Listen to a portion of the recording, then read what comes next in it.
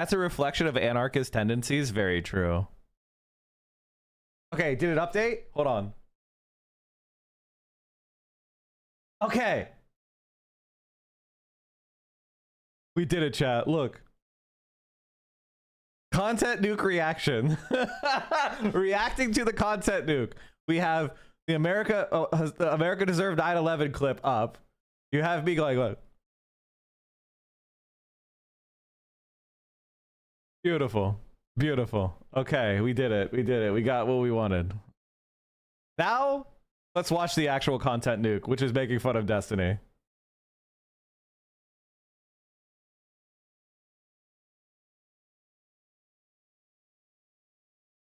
I don't wish to bring anybody any more harassment than they've already received, but you have to understand that at this point, I'm kind of being pushed into playing my entire hand. There will be no vague allegations today. There will be no mentions of nukes, only mushroom clouds. I went with the title, Kethels, a case study on internet terrorism and mass media manipulation.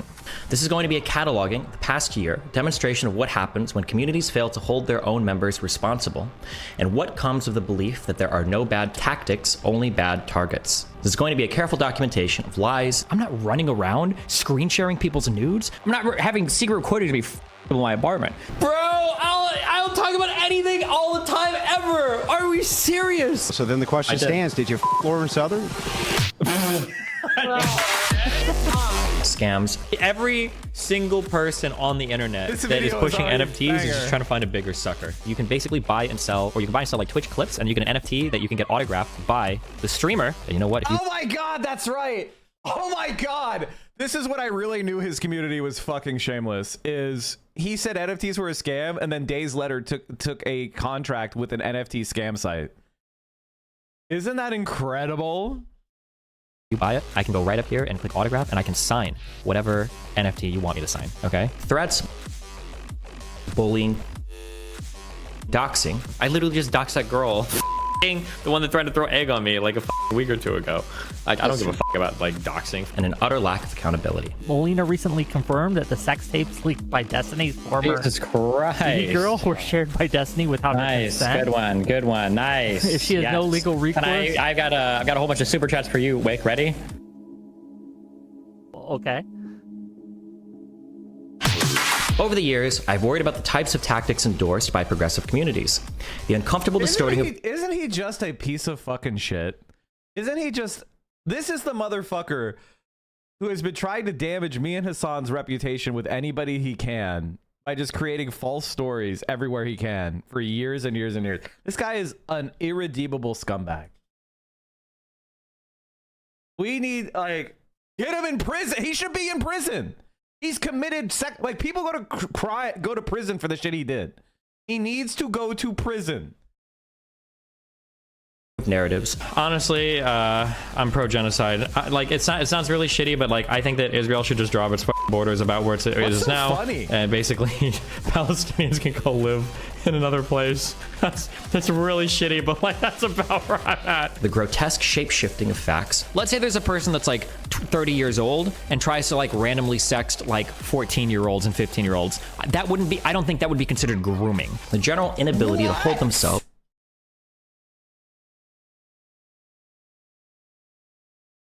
Dude, this guy is a fucking...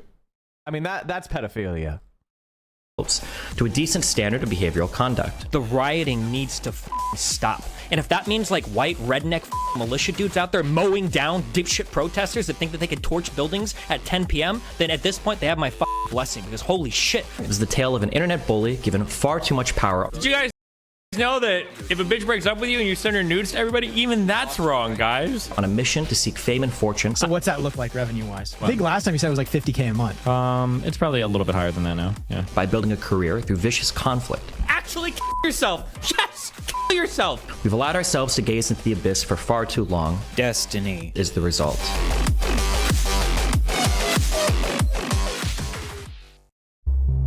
On January 8th, 2025, the streamer Destiny's ex-wife Melina accused him of sharing pornographic videos of her without her consent to a 19-year-old young woman over Discord. Something I can't, like, I'm not gonna go into detail of anything, but there's plenty of people that's wondering this, but I feel like this should be obvious. Nothing has happened with consent with anyone, not me and not anyone else. Like, there's been no consent. Melina should honestly sue and file charges. Like, honestly, it's the only way she's gonna get closure, and I feel so bad for her because Destiny groomed her when she was like 19 or 17 or like 18. Like he was like a 30-year-old man and she was like 18. Like, it's like, obviously she's acted in ways that I disagree with, but let's keep in mind that she was a fan, an 18-year-old fan. Like, and he's groomed her and abused her trust for years, like, honestly. On January 21st, 2025, one of Destiny's close friends named Pixie accused him of also sharing pornographic videos of her without her consent. Destiny later revealed that this 19-year-old he had sent these pornographic videos to had allegedly been hacked, leading to these videos being leaked on the internet. I think a friend of mine's account from that I talked to like 3 or 4 years ago ended up getting compromised, and you know, sometimes you just gotta roll with the memes. It is what it is. What do you want me to say? What do you want me to say? Okay. Later on that same day of January 21st, one of Destiny's previous close friends named Cherry not only accused Destiny of sharing a recording of them having sex without her consent, but also of recording her without her knowledge. Destiny has since admitted to sharing these sex tapes of Pixie and Melina without their consent. Cherry's allegation is still just an allegation, but she has recently filed a police report against Destiny. This is the story of Stephen Bennell II, a man given far too much power and the ways he has abused this power for his own personal gain. Yeah, he's such a scumbag. So this video has been a long time coming. I've been slowly collecting evidence about this man Destiny here for about 3 years now, and I don't know about you, wow. That's incredible. Honestly, this video deserves to go mega viral. Like, absolutely. I may not agree with this guy on anything, but this deserves. So here's what I want you to do, chat. I want you to search first of all, go check on your splash page if this video is recommended to you. All right, on YouTube. I want you to go check that. If it is, I want you to click on it through your splash page. If it's not, I want you to search Content Nuke Destiny in your search bar like this. And I want you to click. But I want you to watch. I want you to hit the like and say, you know, watch the video and comment. This absolutely, that's the single best way to juice it. Now, I will also share a link at the end to make it, if this is too much to ask, but you absolutely need to do everything you can to boost this in the algorithm. Go open this in another tab, turn it to 1% volume, and press play. We need this shit to be boosted. I think it's finally time to take this motherfucker down. Destiny is widely hated by a variety of communities across the internet for a variety of reasons. But no matter the 1.25x, guys, here's the reality.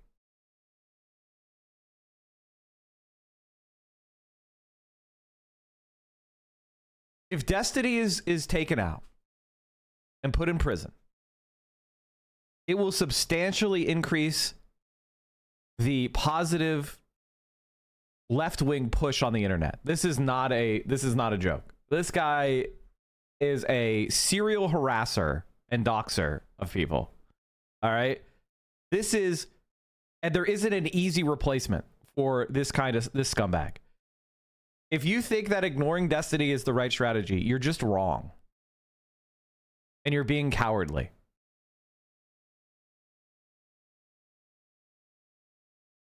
How hated Destiny became, he always had a strong army of sycophants that would defend him no matter what he did. However, recently, almost all of his orbiters have abandoned him. Orbiters are what he calls his friends who stream with him. Basically, the implication is that Destiny is this massive planet, and all of his friends are these little planets that orbit around him. This has created an ecosystem. I mean, it's so unbelievably grandiose narcissism. He's right. It is grandiose narcissism to the maximum extreme. He's so right. Jesus fucking Christ. All right, sharing the video also helps. Here you go, chat. Here's my share. Make sure you do this. We're trying to boost it in the algorithm, okay? Where most of Destiny's friends rely on Destiny's success for fame and money. And because most of these people rely on Destiny for money, they've done a remarkably good job at sweeping allegations against Destiny under the rug for years. However, these recent allegations against Destiny have been so egregious that the majority of even his most loyal orbiters have decided to leave his orbit. Now, barely anyone is still defending Destiny. One person who is still defending Destiny is Myron Gaines from Fresh and Fit, who recently decided to slut-shame Destiny's victims. Where I go, I feel extremely violated with how so many people saw me non-consensually in a vulnerable position. I feel like people are always going to use this as proof that I slept my way to whatever achievement I garner. I feel like it's evidence that everything would be better with me gone. Well, I hate to be the bearer of bad news, Prixie, but you did sleep your way to the top. You know, you gotta call a spade here. Even though Myron is an absolutely insane anti-Semitic woman hater who stands for everything that Destiny claims to be against, Destiny says that he has more respect for Myron than for anyone else on the internet. In all of my years, God, this feels so shitty. In all my years doing content, I have more respect for Myron than any other individual. Because Destiny is a fucking anti-Semitic, racist, sexual abuser freak. It's like, that's it. Of course he respects Myron the most. Apparently, the amount of respect that Destiny has for you as a person is dependent on how willing you are to suck up to him. He is the only person that I have seen that will consistently go into areas where there's so much like laughing and jokes and fun times to be had right here if he was shit on me, but he doesn't. He won't do it. I have some level Destiny is such a fucking narcissist, dude. Of empathy for Destiny's orbiters, because it is difficult to be stuck in a position where you financially rely on someone who is not a great person. But I have basically no empathy for Destiny because I believe that Destiny is a massive piece of... I'm gonna go ahead and say no empathy for the orbiters. Like, other than the people that were direct victims of Destiny, like they liked him. They saw his content, they saw the way he behaved toward people, and they were like, I vibe with this. And then and then they're like, I want to be a creator in his space. Like, come on. But it is what it is.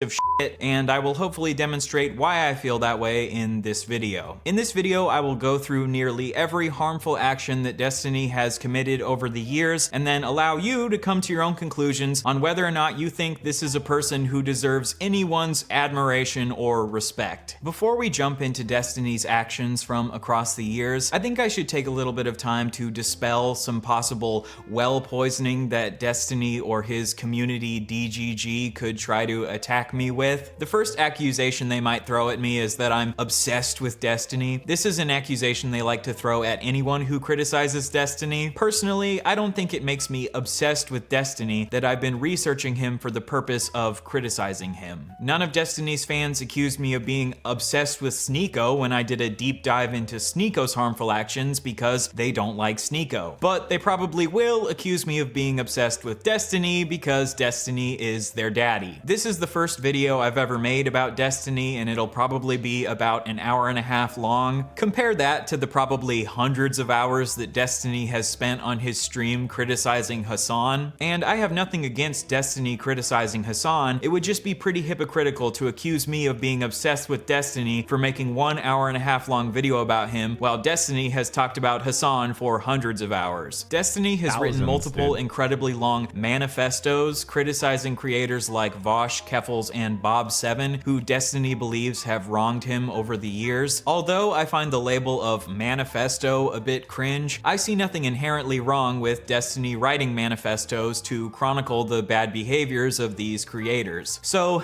in the same way, I guess this will be my manifesto against Destiny. And if you have an issue with me making this manifesto, I hope you will stay logically consistent and also criticize Destiny for making manifestos about They won't. First of all, they'll bite that bullet because those are not relevant anymore. By the way, just in case you understand this, these are not relevant videos anymore, right? Like nobody cares. Like Keffals is off the internet. Bob7 is off the internet.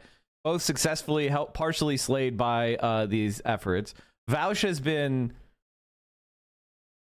was not destroyed by Jeff Destiny's manifesto. He was destroyed by the fact that he leaked himself with drawn child porn. So that he took himself out. So like these are not relevant. So just bite the bullet and say, oh yeah, you're right. Destiny was obsessed with those people, but you're still like, they'll bite that bullet. It's not relevant. Who gives a fuck if they're consistent or not?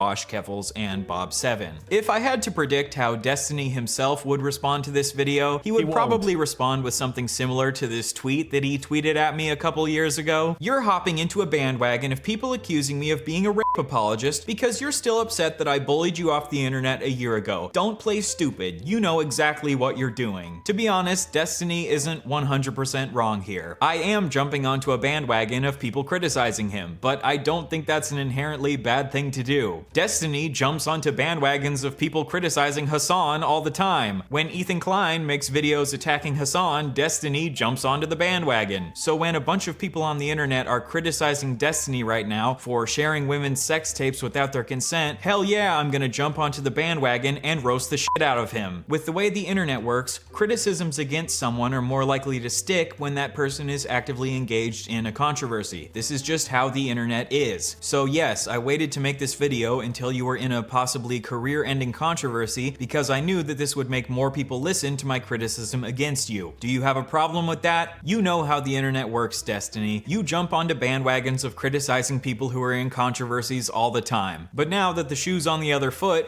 you're mad about it. All the other shit from all the other vultures and all the other communities that are like coming in trying to... He's the definition of a vulture. Everything he does is to being a vulture. Like make drama out of this, that don't give a fuck about any victims or any people involved, which is the majority of people. Don't give a fuck about any of that. I don't care about that. Another accusation. No, I do care about the victims, actually. I do care about the victims. And I'm going to do everything I can to help the victims. He's actually wrong about that. I'm going to do everything I can to help the victims. That Destiny's fans like to throw at people who criticize him is that they're just doing it for money. Oh, you mean like how Destiny has made money from covering other people's controversies for years? What a dog shit argument. Yes, I'm gonna make money from this video because this is my job, just like Destiny makes money from criticizing other people because that's his job. But this video isn't just about making money for me. I genuinely care about raising awareness for the shitty stuff that Destiny has done. If you're gonna write a manifesto about Keffals and say that she needs to be held responsible for her actions, demonstration of what happens when communities fail to hold their own members responsible, I'm gonna do the same thing to you, motherfucker. Now let's focus in on this part of the tweet. You're still upset that I bullied you off the internet a year ago. You know what, Destiny? You are not totally wrong. Being bullied off the internet didn't feel particularly good because people don't tend to enjoy being bullied. Destiny and his community definitely have bullied me over the years, but I don't really care to relitigate my personal beef with Destiny. Destiny and his community weren't very nice to the suit-wearing fatty. Who gives a fuck? But Destiny, you don't get to criticize Keffals for being a bully. Internet bullying. And then turn around and take pride in the fact that you're a bully. I like that's the thing. Like, I wish this person would just themselves already or fuck off from my shit forever. This is why, by the way, when you encounter somebody in my community or in other communities and they're like, "Will you just stop talking about drama because you know you're ruining the vibes?" It's like, these are the people that are actually attacking. Like, if you care about me or any other creator in this space who's been a target from Destiny for years and years and years, the single best thing you can do right now is help bury this motherfucker. Talk about it, share it, shit on him and any one of the people that defend him, whatever they pop up. That's the best thing you can do for the mental of so many people who have been attacked by this scumbag. Because he has about 500 people that are cult members, and they spend their time botting and attacking and smearing anybody who he directs them to. Ending Destiny's career is the single best thing you could do to make streaming a safer place. Legitimately. That is called hypocrisy. The fact that Destiny... Mike, one of your my tweets showed up on Ethan Klein's IG story yesterday. Oh, that's funny.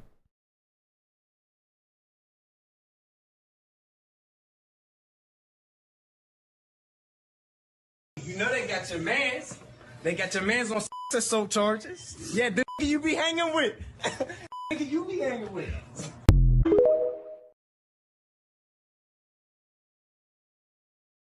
Is there a reason for the lack of streams the past few days?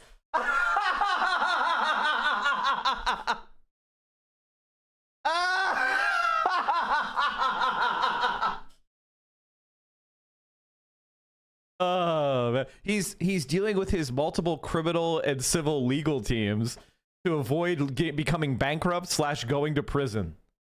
That's what Destiny's doing right now, okay? He doesn't have the time to comment about Valkyrie's trip to Japan and call her names, okay? He's dealing with his teams of lawyers. That's where all your anything else Patreon money is going.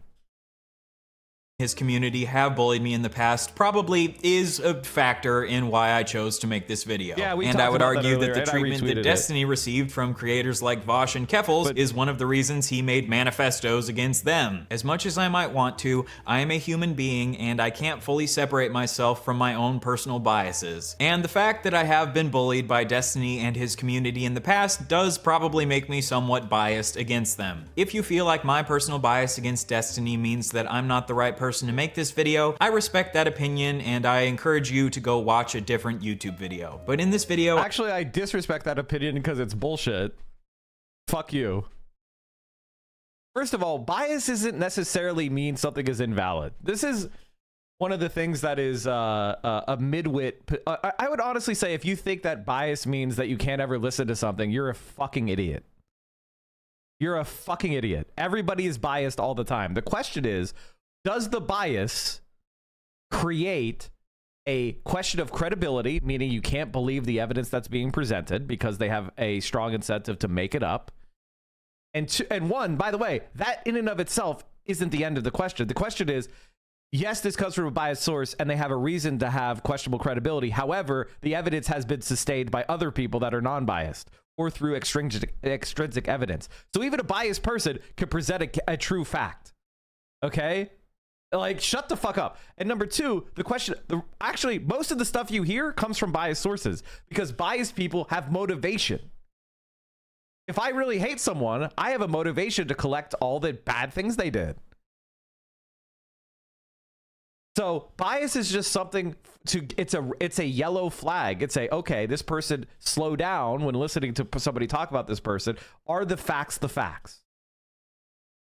That is what, so this is like basic shit. And so many people are like, oh, it's biased, blah, blah, blah, blah, blah. And it's like, no, you can't do that. You have to actually examine what the totality of the case is. An SA victim is going to be biased against the rapist. Of course, because they were harmed by that person. They want revenge. They want vengeance. They want justice. It doesn't mean that their evidence is wrong. Because they're biased. That's idiotic. I'm going to try my absolute best to be as unbiased as possible and stick to the facts as much as possible. I am going to try my best to not view Destiny in bad faith because I think even if you view him in good faith, he's still a piece of shit. I do feel like one of Destiny's tactics from across the years is to be incredibly mean to anyone he has a conflict with. So when that person eventually decides to make a video criticizing him, he can just write that person off as obsessive and just mad because he bullied them. As a supporter of yours, I'd appreciate if you address some of the points made in the Britney video. She seemed to be pretty fair, especially in her conclusions. I don't have time to address every deranged, obsessive video that's made about me. Oh, you didn't have any time. He's only streamed with her like for dozens of hours. How could he possibly have the time? Notice that the people that work with me are not making these kind of videos. Isn't that interesting? I still haven't watched a Brittany video. Just add this tactic to the long list of tactics that Destiny and his community use to deflect criticism. Honestly, if somebody was trying to cancel me, it would be like, Mike is way too mean to me when we play quick play. Mike is try-harding too much on quick play. And honestly, facts. I hate being bad at things. I hate being bad at things. So when I do a thing, I'm like really harsh on myself. This is true. This is called a personality flaw. It's been something that I've been trying to work on.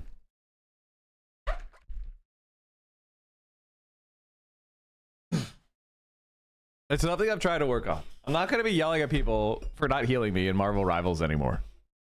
I'm just going to play the character, and if I die, I'm going to say, what could I have done differently?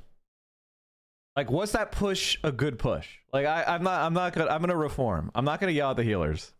I think that's a sign that you're bad. Mike makes too many typos in his tweets. I know. I think that's honestly because I'm getting older. I've noticed that I've been making more typos lately. I'm like, huh. What's going on? Mike, did I play Left 4 Dead? Yes.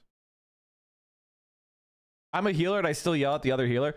If you're really... See, the thing is, getting on tilt makes you not... It makes you... Like, morale and mental is very important. If you're constantly, like, raging and you're constantly, like, getting mad because of one failure, you're gonna end up you're gonna start making bad decisions because of your mental.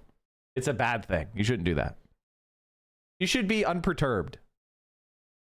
When you think back on your life, do you ever think back, like 10 years ago, I lost a competitive match in CS and I'm so mad? No, you think like, you forgot.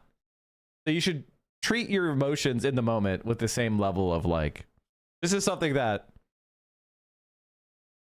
we all need to absorb. I've had games where people say the healers aren't healing and I have 55k healing at the end. The important thing about healing is not the raw stats. The important thing about healing is winning duels. Right? If you're spamming all your heals into a tank who's just standing out and getting damaged, that's not necessarily good. A good healer is somebody who helps the team gain an advantage in a fight. Right? Just spamming out heals constantly on a really bad tank will give you a lot of numbers. But if your DPS are in duels and they're losing the duels because they're never getting heals and the other DPS is getting topped off, that's a bad healer, even though you spammed and did a bunch of stats. The question is, are you supporting the team's goals? That's what you should be asking yourself. Same thing with the tank. Being a tank isn't, I just took a lot of damage, therefore aware, I did my job as a tank. The purpose of a tank is to give you an advantage through various tactics. Sometimes absorbing the attention and creating pressure is what you're supposed to be doing. But sometimes it's not that.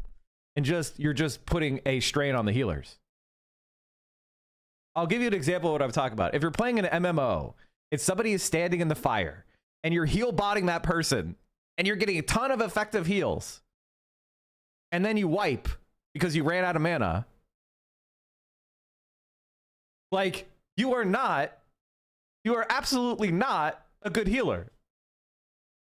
Like, the solution to that problem is don't stand in the fire. And this is something that I'm learning, because Marvel Rivals is my first hero shooter. So I'm like learning the game. I'm like learning hero shooters. And I'm kind of learning a little bit more about how it's more of like a chess match than it is a shooter. Like, a lot of shooters is mechanical skill. Like, I aim at you and I plop you in the forehead and I win. Whereas hero shooters is more about a flow. And I'm just kind of picking that up. I'm pretty good at mechanically aiming. I know how to beam people down when I get the opportunity. But a lot of the times, like, I'll have an advantageous fight and I'll win it through a heal. And it's like, and I did not get a heal. And I'm like, okay, that's where I was above replacement place player. But sometimes I'll lose a fight where they're getting healed and I'm not, and I'll rage and I'll go, oh, it's the healer's not healing me. That's why I lost. And I'm creating mental cope. And it's like, no, I lost because I wasn't acting in a coordinated way with the team. The fact that the healer could be healing the other DPS that I was attacking is a bad play on my part. It means I was attacking the wrong target. It means that I was putting myself in a position to get picked. I created a disadvantage for my team. Yes, I'm aiming. Yes, I'm hitting my shots. Yes, the healer is, the healers are out healing what I'm doing. But what I'm doing is I'm not putting my damage where it's supposed to be. Sometimes you can't, as a single player, you can't win the game on your own because the team advantage is so great. But like this kind of mentality is what I've been trying to put myself into, which is like when, yes, I may be hitting my shots, but am I helping the team win? And like in my games, I've been having a lot of like one-sided games where like if I have a good healer and tank, or if I have a healer that tops me off on my, like when I call for heals, I get healed and then I drop a 40 bomb. It's like very one-sided. But when I'm in a situation with healers that are not able to give me as much attention, I maybe I'm like the SVP, but we're losing. And it's because I'm not coordinating myself with my team. I'm like, oh, I'm going to just make my picks and I'm going to beam people. And that's not the right way to play the game. Anyway, long story short, raging in games is bad. You shouldn't do it. It's a moral flaw.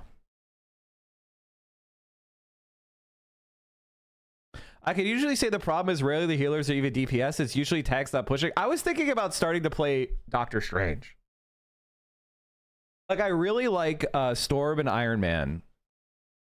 But I decided I wanted to start playing like I wanted to play at least one character from every role and just flex.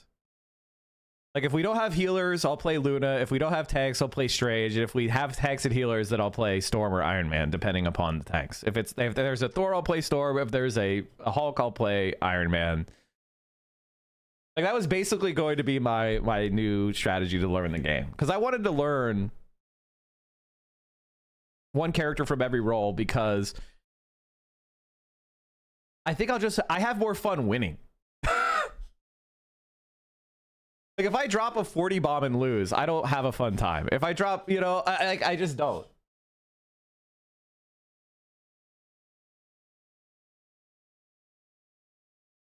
I don't like Groot. I tried to play Groot, but I don't like Groot. I just don't like building. I'm not a Fortnite guy. I don't like building the stupid walls. It's good, but I just don't enjoy it.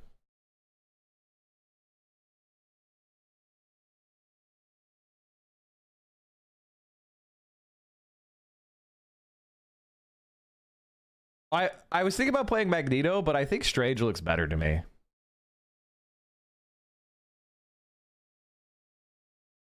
It really is true. If you don't align yourself morally and have a positive mindset, you'll find yourself being a kid to Destiny or being depressed, and people in pain are often not nice. So true. So true. See, the thing is, like, I was raised in a military family, and I had good parents, but if I had any criticism of them, I would say that one of the biggest lessons they taught us is that you being in pain isn't the end of everybody else's world. And I agree with that, but I also think it's a little bit harsh. It was a little bit harsh, and I think it has made me a little bit more of a stern person. I think I don't want to overcorrect, because I think having resilience and being strong-willed is important, but I am a little bit stern myself, and I've been trying to work on my empathy and things like that.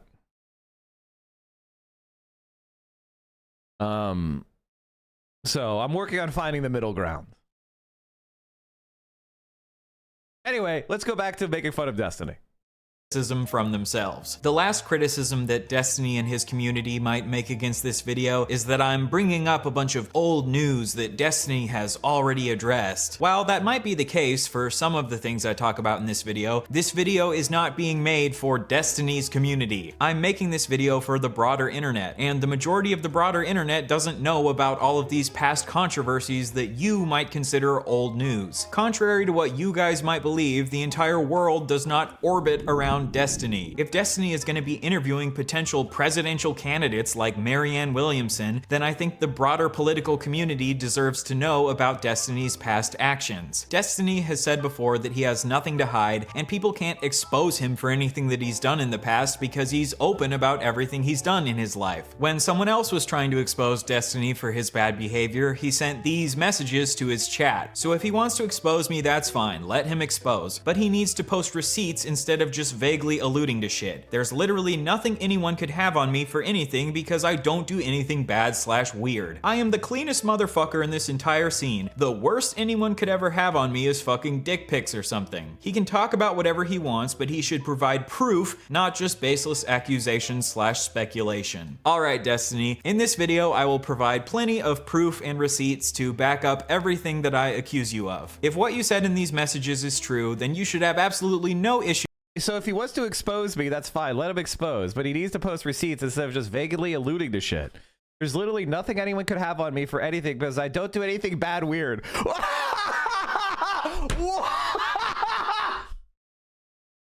What? I am the cleanest motherfucker in this entire scene. The worst anyone could ever have on me is fucking dick pics or what? Ooh, what? He can talk about whatever he wants, but he should provide proof, not baseless accusations/speculation. Now, so what Destiny is saying is basically, in case you want to know what's happening here, if, for example, somebody shares revenge porn of you with their friends and you're a public figure and you're humiliated by it and you hear about it and you feel like mentally distressed by it, Destiny has power over you because you've shown that this bothers you. So now Destiny can manipulate you and say, hey, listen, let's just go our separate ways because if you fight with me, then this might leak.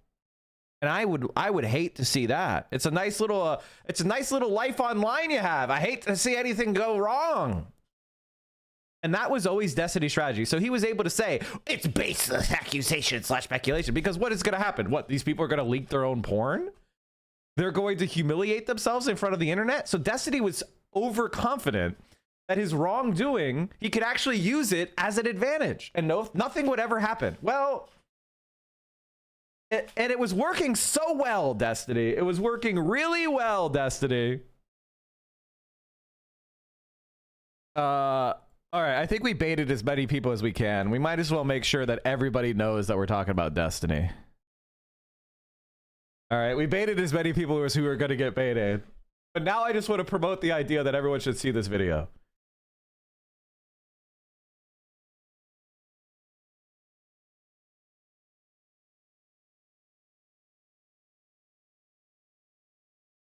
And so what happened is, you know, from what I've heard, the leaker wasn't a hacker. Let's just put it that way.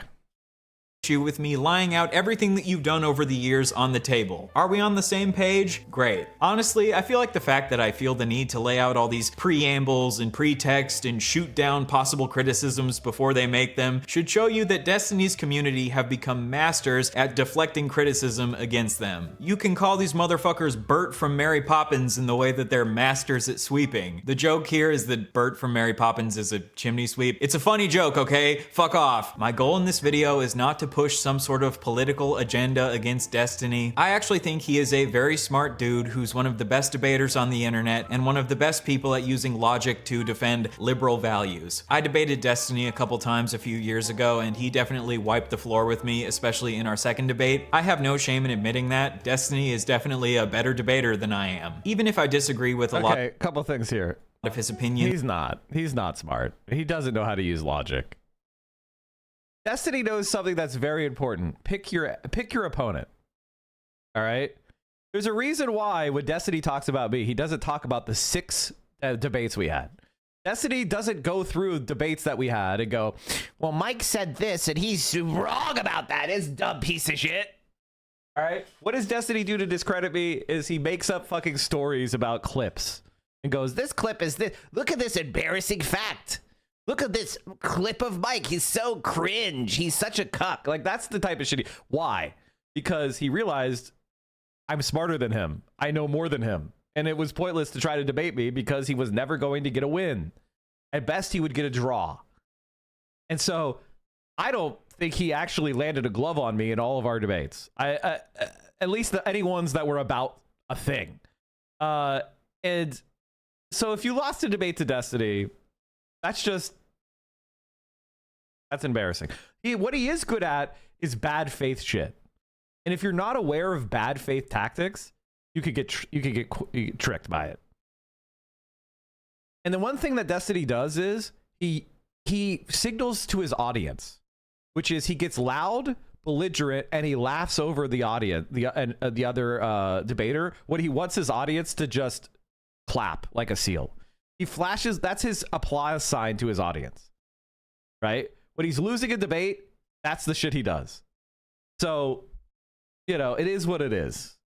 And once you recognize that you can't actually have a debate with Destiny, then you understand he's fucking worthless.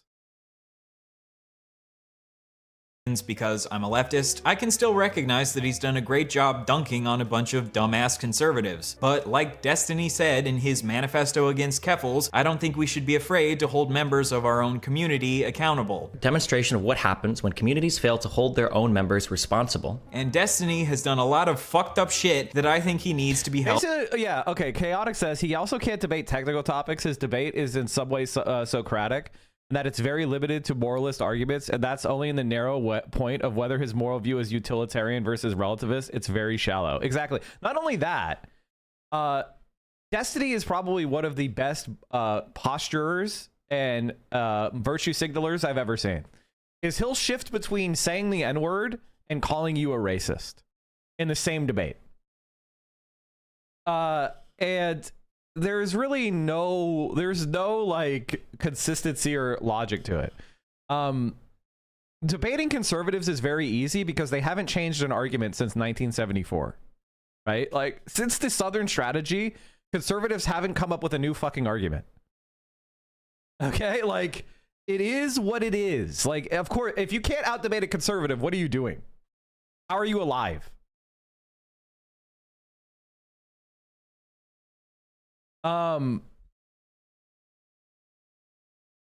What else was I was gonna say something else to this. Fuck.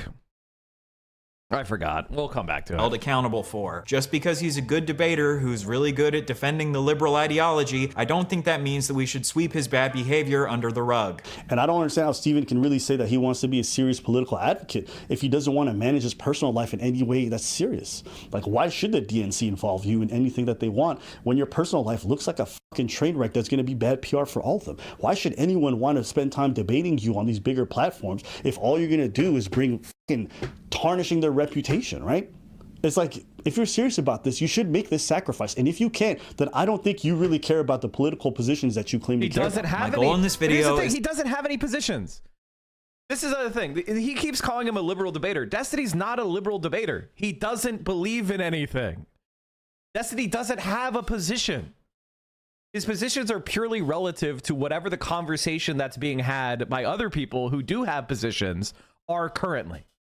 Destiny doesn't believe in anything. That's what you're confused about. It's like Hassan and I might argue against, say, a DNC centrist liberal, right? And they have a position that the left is tarnishing the Democratic Party, and they need to align themselves more closely to the right wing and moderate Republicans. And our position is the reason why the Democratic Party is falling apart is because it's disconnected from working class voters, which was the mass base that built the New Deal coalition and made the Democratic Party the largest party in America. And that what we should do is we should go more to the left, especially on economic issues, and we should talk to people and provide them with benefits that they can tangibly point to that are improving their lives. And the example that we use of that is the Mexican experience that's happening right now. Mexico had a leftist party spring out of their center left party and run directly toward the working class Mexican people. And now they have an 80% approval rating, right? And that's because they're delivering for Mexicans who are working class Mexicans, and they can point to, hey, they built that train. Hey, they got me a raise at my job. Hey, they gave me labor rights. Hey, they built this. Hey, I'm proud to be Mexican because my life is better and they care about me. And I can point to the things that are getting better based on the policies they passed, right? And now that's an 80% approval rating. And that's what we're saying we should do in America. We should do that same thing. So the centrist Democrats have their argument. We have our argument, and we're fighting over it. Now, Destiny inserts himself in there, and he goes, Mike from PA and Hassan are terrorist sympathizer scum. And they're not serious about politics, so we need to purge them. Like, it sounds like he's on the side of the centrist Democrats, but in reality, he's just reacting to those of us who are talking about politics and have an audience. He's trying to eject himself into that conversation and get viewership. That's it. He doesn't believe in anything that's actually being argued over. There's no point that he believes. That's why he was able to argue for Palestine a few years ago and say how it's clear that Israel is oppressing the Palestinians, and now he's defending the genocide. He doesn't believe in anything. He's just shifting his position in the way that maximizes attention. To simply lay out all of his actions from across the years that I consider harmful and allow you to come to your own conclusions. What would I describe Claudia as? I would describe Claudia as a populist social democrat. That velvet is cake. That's what I would describe Claudia Scheinbaum as a populist social democrat. And, or, you know, that's what I would say. Anti-imperialist, decolonial, populist social democrat.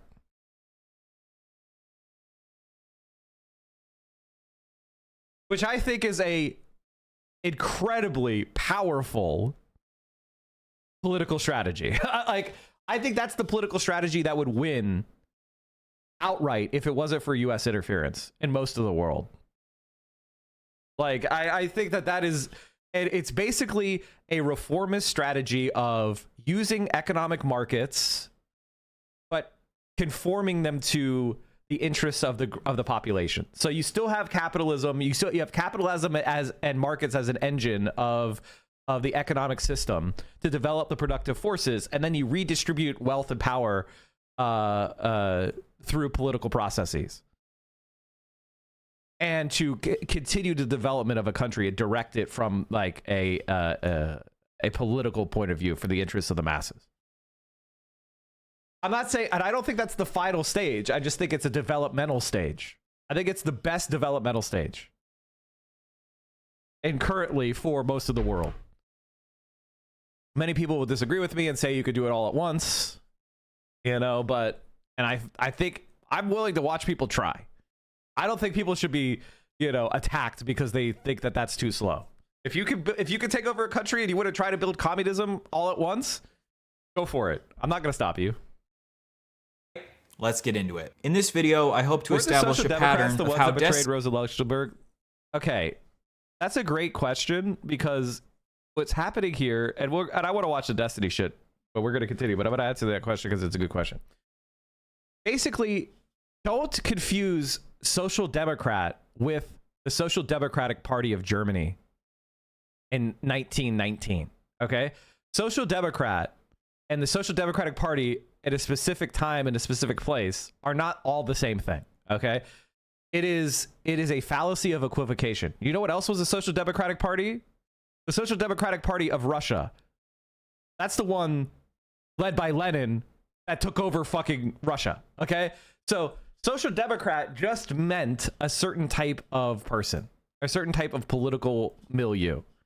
All right, it just. And there are social democrats. Well, a lot of people who call themselves social democrats now are scumbags, right? Especially in Europe, especially online. But I wouldn't just say social democrat equals killed Rosa. Okay, that's a little bit reductive and kind of stupid. Also, a lot of people, and this is an embarrassing reality of the left online. A lot of people online They're using talking points from like the Soviet Union wrote in 1955 or something. You know what I mean? And they're like, the Social Democrats are running dogs of imperialism. And that was like that was the party line of the Soviet Union, who is struggling geopolitically against American NATO allies. Okay. We're not in that world anymore. All right. Like,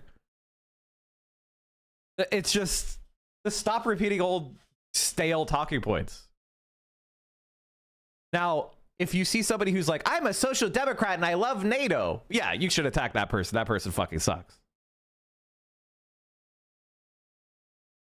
Can you give a brief explanation of social democrat? A social democrat is somebody who basically, it traditionally comes from the trade unionist movement, unions basically, and the left, who advocates for a transition to socialism using bourgeois democracy. And basically slowly dismantling capitalism through a gradual process of economic and political development. That's what a social democrat is doing. And frequently they build programs to increase the political power and social position and conditions of the working class and the common man. That's what a social democrat largely believes in this day and age, which is like, we're going to get socialism over the course of history through a gradual transition. And they are opposed by more radical leftists who want radical revolutionary rupture, who want to seize the state and the means of production through force. Well, these are the two arguments, and the reality is, neither one has worked yet. So nobody has the final answer. So I have humility on this point. I think that it's incredible hubris to say either one is the totally wrong or totally right, because nothing has worked yet. So I think the best position to look at this is anything that helps the working classes, I'm for.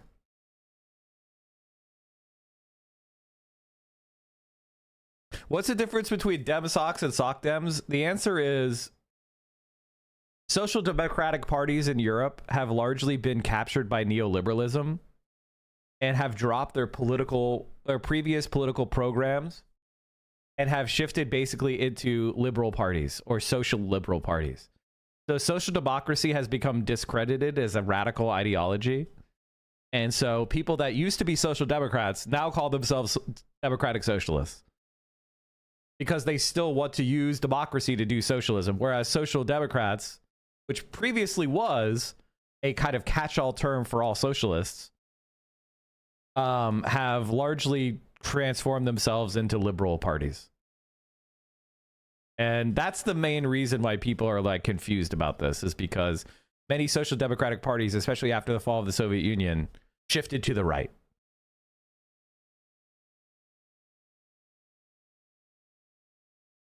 And so a lot of people that want to shift back to the left, you know, they see them and they go, they're calling themselves social democrats, but they're not really left. So I need to call myself democratic socialist so that I can actually say my goal is socialism, which is what used to be meant by social democracy.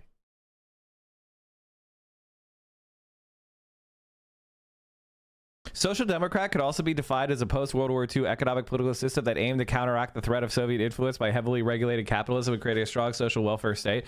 I think that that's not quite correct, because I don't think necessarily. I think a lot of social democrats in that period were actually in favor of rapprochement with the Soviet Union. Like, social democrats in the post-war period were the people of those countries saying we shouldn't do a Cold War. So you could say that the effects of social welfare was to disarm the threat of revolutionary modes of socialism as analysis. But I would say that I think it's historically wrong to say that social democrats were all focused on, you know, containing the Soviet Union. I think that largely ended up happening, and a lot of social democratic parties did become that. But I don't think that that is necessarily the fairest description. And if there's anything about me, it's fair. Social democrat parties in Europe failed to go through overthrowing their capitalist states in the 20s? Yes. Especially in Germany. I think a lot of the hatred against social democracy from more radical leftists is because of what the Social Democratic Party did in Germany, which is what I mentioned at the very beginning of this, which is there was a revolution in Germany after World War I, and the Social Democrats joined with the fascists to put it down and restore capitalism. That's just a fact.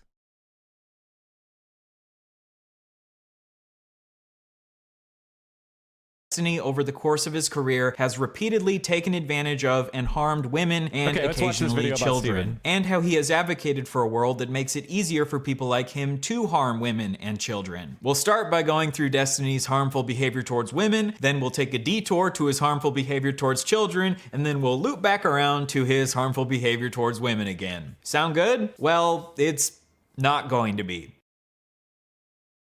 Around the end of 2011, Destiny sexually assaulted a woman on his live stream. I'm not using the word allegedly here because we have video of him doing it, and he has openly admitted that it was sexual assault. I would say that in my streaming career in the past, like totally publicly, like I completely and totally like assaulted a girl on stream before for like fucking 5 minutes or whatever. I got super fucking drunk and was like grabbing her fucking breast the entire time. Later, Destiny has attempted to downplay his actions here by tweeting, "I was drunk off my ass literally for the first time in my life." And he said that at the time he didn't understand how bad it was, but now looking back years later, he understands that it was reprehensible behavior. And at the time I figured like, oh, well, you know, we're gonna fuck anyway, like it doesn't matter, like she's chill or whatever, like I'm drunk, it doesn't matter. Like at the time I'm thinking like, you know, oh, it's not a big deal. But like looking back, I'm like, okay, wait, this is like really, really, really reprehensible behavior.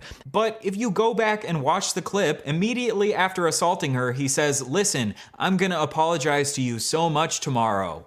Listen, I'm gonna apologize to you say sorry. so much tomorrow. Why would you need to apologize to her tomorrow, Destiny? Is it maybe because you understood that what you were doing was wrong? To me, this shows that even in his incredibly drunk state, he knew that what he was doing is... she could have prosecuted him. She could have called the cops. I mean, the cops would probably not have cared because they don't enforce laws. Like, they just sit around playing Candy Crush. But if he could have gotten she could have gotten the attention of like a DA or somebody who has power, then they could have prosecuted him based on the laws. Wrong. And obviously being drunk does not absolve you of your actions. Otherwise we wouldn't criminalize drunk driving. You've come here to this stream to defend drunk drivers to me. This is a common tactic with Destiny where he'll half take accountability for something but half try to downplay it by saying, "Oh, I was so drunk at the time. Oh, I didn't understand how bad it was at the time." But I'm calling bullshit. You understood that what you were doing was bad even back when you did it because you were an adult, not a baby. Like, SOCDEMs don't only exist to oppose the Soviet Union. That's not fair. That's not a quote of what I said. I said it was a simplification and that many of them ended up doing that, and that I oppose, for example, I oppose the SDP in Germany for killing Rosa. I 100% agree that the Social Democrats in Germany fucking betrayed the left and their scum. 100,000 quadrillion %. SPD, sorry. The Social Democratic Party, or whatever the fuck it is. Marxists might not like SOCDEMs more if they did blackball us into shared parties and relegate us into random caucuses. Very true. So true.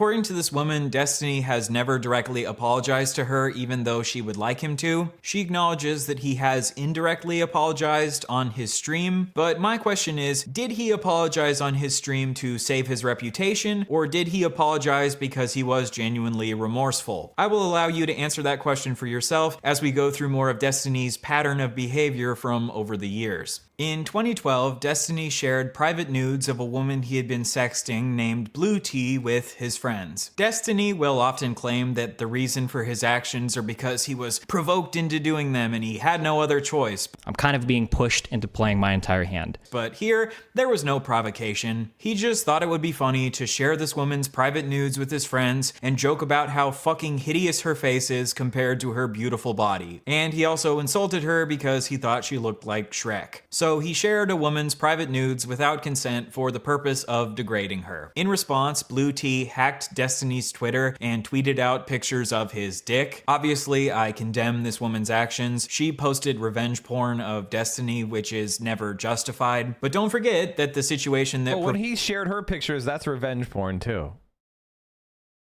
Like, it's like... Just because she posted it on Twitter and he sent it in DMs, it's still revenge porn. Revenge porn doesn't require you to go on a specific website and share it. It's just the sharing of non-consensual private sexual material with another. Like she did revenge porn and revenge for him doing revenge porn. Both are bad. She should have I mean, back then there might not have been laws against it. So that was her only recourse, but it was still wrong. This was Destiny. Do you know any leftist activist groups who we recommend being a part of? We talk about it all the time.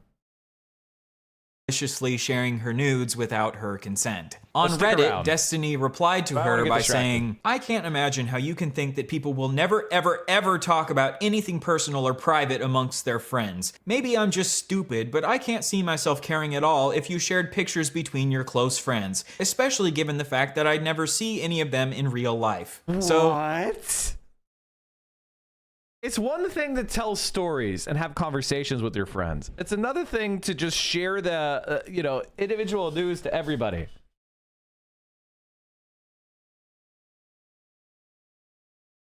We could just ban that guy, or we could just give that guy a nice hour timeout. Like, what are you doing, man? In this comment, Destiny is admitting that he did send the nudes without consent, and he's attempting to downplay his actions. A couple years later, when one of Destiny's friends named Bob7 allegedly shared a woman's nudes without her consent, Destiny said that this should be life-destroying. Bob7 shared nude photographs of multiple women after pressuring one to post one without their consent, but I do believe that these are relatively life-destroying revelations. But when Destiny does it, he justifies it by saying that he wouldn't care if someone did it to him. This is known as the personal preference fallacy, arguing that something isn't wrong simply because you wouldn't care if it was personally done to you. Even if Destiny wouldn't care if someone shared his nudes, which I doubt, that doesn't make it okay for him to do it to someone else. And a couple years later, Destiny demonstrates that he knows that sharing nudes is wrong by laughing at this clip of someone explaining how it's wrong. The guy sent the nudes to like his buddy, and the buddy sent it to the other buddy, and it just went, like the whole school had her nudes. Wow. Right? That's cray. That in of itself is another example of like violating consent. Even though, for so long we were trained to be like, oh, consent has to do with like. Gave me some pie chat. She burned herself. Did you guys know that if a bitch breaks up with you and you send her nudes to everybody, even that's wrong, guys? Him laughing like this is him sarcastically showing that he obviously understands it's wrong. So I think even back when Destiny did this, he understood that it was wrong. He's just pretending like he didn't understand that it was wrong to avoid taking accountability for his actions. This is why we have criminal courts, by the way, and civil courts. This is why. Because people like Destiny are just shameless. And unless we use force on them, they'll just keep doing harm. Like listen, all of us are uncomfortable with just using force on someone, right? But if Destiny isn't punished, eventually somebody's going to take matters into their own hands. And I don't want to see that. I think it'd be better off if he were to go to prison, be bankrupted, be deplatformed, and then he could rebuild his life as a carpet cleaner or as a I don't know, janitor, or maybe you could work at GameStop. Like this is not a guy who should be on the internet. This is not a man who should have authority over anybody, and he needs to have severe consequences for his actions.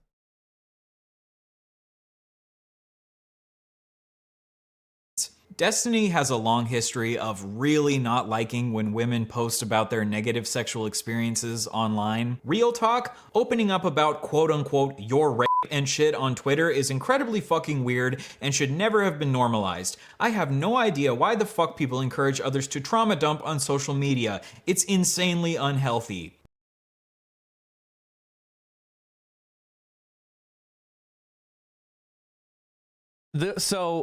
The reason why this is, he's obviously like a sex criminal. The reason why people open up about their sexual assault is because it's incredibly brave. And it's for all the people out there who have been sexually assaulted who are silent about it, so they could feel like others are out there who went through what they did, so they could report it and they can heal. It's called compassion and accountability, you fucking sex criminal freak. This was in response to a woman sharing an allegation about how she was stealthed. She was allegedly having sex with the man. She had established the boundary beforehand that he needed to wear a condom during sex, but in the middle of sex, he removed the condom, which is a form of rape. I agree with Destiny that sometimes trauma dumping on social media can be unhealthy, but sharing allegations on social media obviously has the possible benefit of holding people accountable for their actions. And putting the words "your rape" in quotation marks obviously implies that he's casting some level of doubt onto her story. It's one thing to wait to see evidence before you fully believe someone's story that they post on social media. It's another thing to instantly cast doubt on their story just because you're annoyed that they decided to post about it on social media. This controversy started because Destiny had retweeted someone who tweeted, "If you knew he took off the condom and you couldn't even bring yourself to say anything, you shouldn't be having casual sex." A bunch of people got mad at Destiny for retweeting this, so then he tweeted, "If you are noticing someone is taking a condom off and you can't say anything, you probably don't have the emotional maturity to engage in sex. You should probably just grab a caretaker or something and stick to masturbating to furry porn. Sorry." By the way, Destiny got really mad at me for calling that Mindwave guy and saying that he was creating a sexist environment on his stream. There they got interesting. People got even more mad at this tweet, so then he tweeted, "Sorry, I want to apologize for my last tweet. You should treat every single woman you come across like a retarded child who's incapable of voicing an opinion about literally anything. Ideally, you would bring her dad along to every fuck so he can guide her through the process." First of all, she did clearly assert her boundaries before sex. She just struggled to reassert her boundaries when this man started raping her because this made her so uncomfortable. I agree that if you struggle to reassert your boundaries during sex, this could make it more likely that you would end up being harmed during sex. And we should obviously encourage people to assert their boundaries during sex as much as they possibly can. But rather than show empathy for women who struggle to tell men to stop because they're so terrified while they're being raped, Destiny decides to insult these women's emotional maturity and call them insult all women, actually, retarded children. According to a neuroscience article in the journal Nature Human Behavior, victims frequently report immobility during rape and sexual assault, often using the term freezing. Neuroscientific evidence suggests fear and threat can block cortical neural circuits for action control, leading to involuntary immobility. And this sort of immobility can manifest as physical immobility or verbal immobility. A 2017 Scandinavian study reported that 70% of the 298 women who had visited an emergency clinic within a month of experiencing sexual violence had experienced significant tonic immobility or paralysis when it happened. So when women struggle to reassert their boundaries while they're being raped, this isn't because they're children with no emotional maturity. There are actual neurological reasons for this behavior. When the streamer Hans of Harkir brings up the fact that these women could be having a freeze response when they experience stealthing, Destiny disregards this and says that a victim couldn't possibly have a freeze response just from seeing a man take his condom off. Freeze up is some shit where you're like in a fucking traumatic situation and somebody's doing some crazy shit. Not like you look down and you see that some asshole is trying to slip a condom off. Like, oh, I'm frozen out. I can't fucking think. I just want to take the condom off. I'm fucking completely frozen. Bro, what the fuck kind of 14-year-olds are you fucking? No, are you serious? But according... By the way, chat, this is somebody who wants to be a representative of the left. He's an actual disgusting monster and a complete sex, a rape apologist and sex criminal.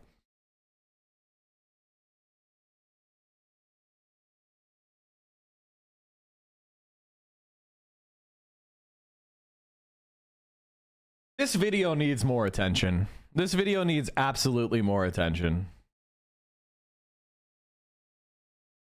According to a 2010 study titled Facing Freeze, Social Threat Induced Bodily Freeze in Humans, even negative social interactions can trigger a psychological freeze response in some people. The more fear someone is experiencing, the more likely they are to have a freeze response, but even a moderate amount of fear can still induce a psychological freeze response. And seeing someone non-consensually removing their condom during sex after you've established that they need to wear a condom absolutely could cause enough fear to induce a freeze response. The way that Destiny chooses to mock these women who claim that they do have a freeze response while being stealthed is just really fucking gross. I don't know what else to say. Oh, I'm frozen out. I can't fucking think. I just want to take the condom off. I'm fucking completely frozen. I think this is from the person who is the retarded child. They said, I've actually been raped, and saying no just made him rape me harder. I know that's what happened after he pulled out. It's just not incomprehensible that I would just walk away from that situation. It sounds like she needs to stop having casual sex. To be clear, I don't think that Destiny is saying it's okay to stealth people, but I do think he is choosing to mock women for something that is outside of their... I mean, honestly, what he's doing is trying to create a social environment where women who are stealthed are shamed for talking about it. Like, he's literally creating rape culture so that more rapists can get away with it. That's what he's doing, man. Like, this guy is way too nice to Destiny. I mean, I understand that he's trying to come off as a fair-minded person, but like, at this point, it's at this point, man, like, I think you've established he's a disgusting piece of shit. Control. Obviously, women do have some level of control over reasserting their boundaries during sex, and we should always encourage people to assert their boundaries as much as possible. But if someone is struggling to reassert their boundaries because of a freeze response when someone is raping them, maybe we shouldn't call them retarded children. After this controversy, the absolutely brilliant trans activist known as Keffels decided to make a false allegation against Destiny. She claimed that Destiny himself had stealthed a woman. Oh yeah, meanwhile he stealths people, which is legitimately a form of rape. Insane. As far as we know, this is totally untrue. Destiny himself has not stealthed a woman. He was just a massive asshole to a woman who was stealthed. To give Keffels credit, she did acknowledge soon after this that she was wrong and Destiny actually didn't stealth anyone. Wait, I don't know if he did it. Wait, backing up, I don't actually know if he did it. But Keffels, maybe consider trying to be really sure before you make these types of allegations against people. Destiny is correct that spreading false allegations like this absolutely does undermine the cause of the left. Making this false allegation against Destiny allowed him to shift his focus onto your false allegation instead of focusing on the fact that he was a massive asshole to this woman who was stealthed. Unfortunately, many of the people who have tried to take down Destiny over the years haven't been the sharpest tools in the shed. Speaking of tools in the shed, let's talk about the time that Destiny tweeted that he hopes a woman is raped to death with a shovel. In 2015, the porn star Stoya tweeted allegations that the male porn star James Dean had raped her. This tweet really upset Destiny because, as we've established, he really does not like it when women talk about their negative sexual experiences online. Jesus, why not? I wonder why. I wonder why Destiny doesn't like when women talk about negative sexual experiences. File a fucking police report instead of tweeting this. You're fucking disgusting. What a fucking idiot. How do you know she didn't? Or maybe she didn't want to file a police report because she understood that it would get ignored. They'd go, "You're a porn star." Shut the fuck up. No one's gonna believe you. That's exactly what the cops would say. Like, what are you trying? Like, and then Destiny would use that as evidence that it didn't happen. Because the cops didn't treat it seriously, that's evidence it didn't happen. At Stoya. Stephen Bennell, why don't you write us a long list of everything you feel a survivor of rape should do? Then I'll use it to wipe my ass. Survivor of rape. It's rape, not murder, not beheading, not a fatal car crash. Everyone survives rape. Get over yourself. Survivor of rape here. Hello. Want to talk about how hard it is to go on every day? Kill yourself so you don't have to live with the pain. So rape survivors should just get over it because at least they didn't die. And if they're dealing with a lot of pain or trauma because of their rape, they should just kill themselves because if they kill themselves, the pain will stop. Very cool, Steven. I have no idea why anyone has ever accused you of being a rape apologist. This should go without saying, but obviously it's good for rape survivors to file police reports to hold rapists accountable, but police reports don't always lead to rapists being held accountable for their actions, which is why sometimes it's good to post about it on social media. At least Destiny will be happy that the woman he allegedly recorded while they were having sex without her knowledge did file a police report against Destiny. Good job, Cherry. You have done things in the Destiny-approved way. Right after this, Destiny got into an argument with another woman about how James Dean didn't respect Stoya's safe word. As Stephen Bennell, ignoring a safe word and not stopping when someone asks is ignoring consent and is rape.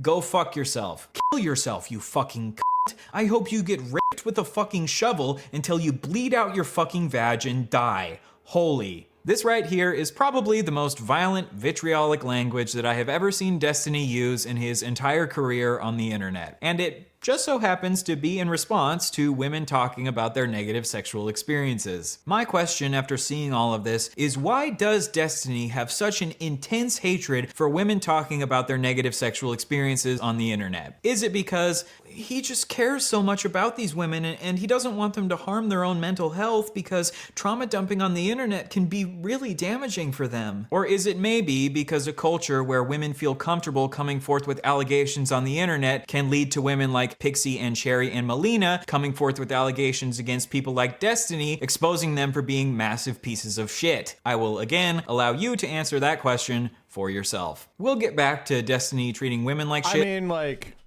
this is just reality. There's really nothing more to say. Like, sometimes people be like, why do you Mike hate Destiny so much? And it's like, because I've seen the way he treats people and the way he uses his community. Now, I learned a long time ago that his community is actually small and irrelevant and doesn't matter. And they can focus their entire effort on trying to discredit you and mock you. And it will damage you. I'm not saying that it won't damage you at all. But in reality, they're not that powerful because they don't really have anything. Because they're scum. And what ended up happening is I just kept continuing doing what I'm doing and hanging out with the right people and supporting the right people. And guess what happened? Massive success. Far and away greater than any one of his orbiters has ever gotten. And that's, you know, and I didn't do it by myself. A few people helped me over the years. But nothing compared to the level of boosting and support that he's gotten over his career. A little bit later on, but now let's pivot to Destiny harming children. For some strange reason, a lot of people like to label Destiny here a pedophile. So in the next section, we'll get to the bottom of whether or not Mr. Bunnell here really is a certified EDP 445. Is Destiny really a pedo, or are these just false, slanderous allegations meant to try to dethrone the debate bro king? Let's find out. In 2012, when Destiny was 23, he shared in a group chat with a couple of his friends the messages, "You want to see the sickest shit in the world? So many fangirls. I had one that was 15. She wanted to meet and hook up. Dude, she's 15, what the fuck? But she sent me pictures that made it so hard to say no." Then Destiny linked a picture of this girl in a bikini. By the way, let's back that up for a second.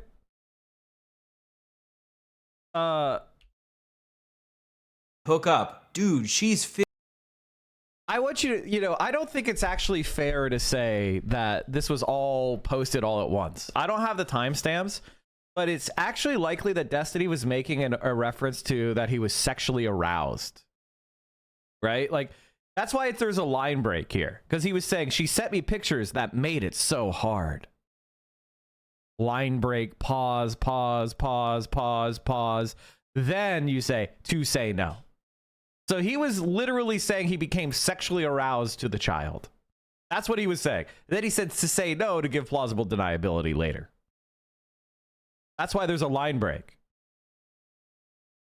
Because if he wanted to say that made it so hard to say no, he would have said that in one sentence. Why did he do a line break? Because he wanted to make the joke or the allusion to the fact that it was a double entendre, right?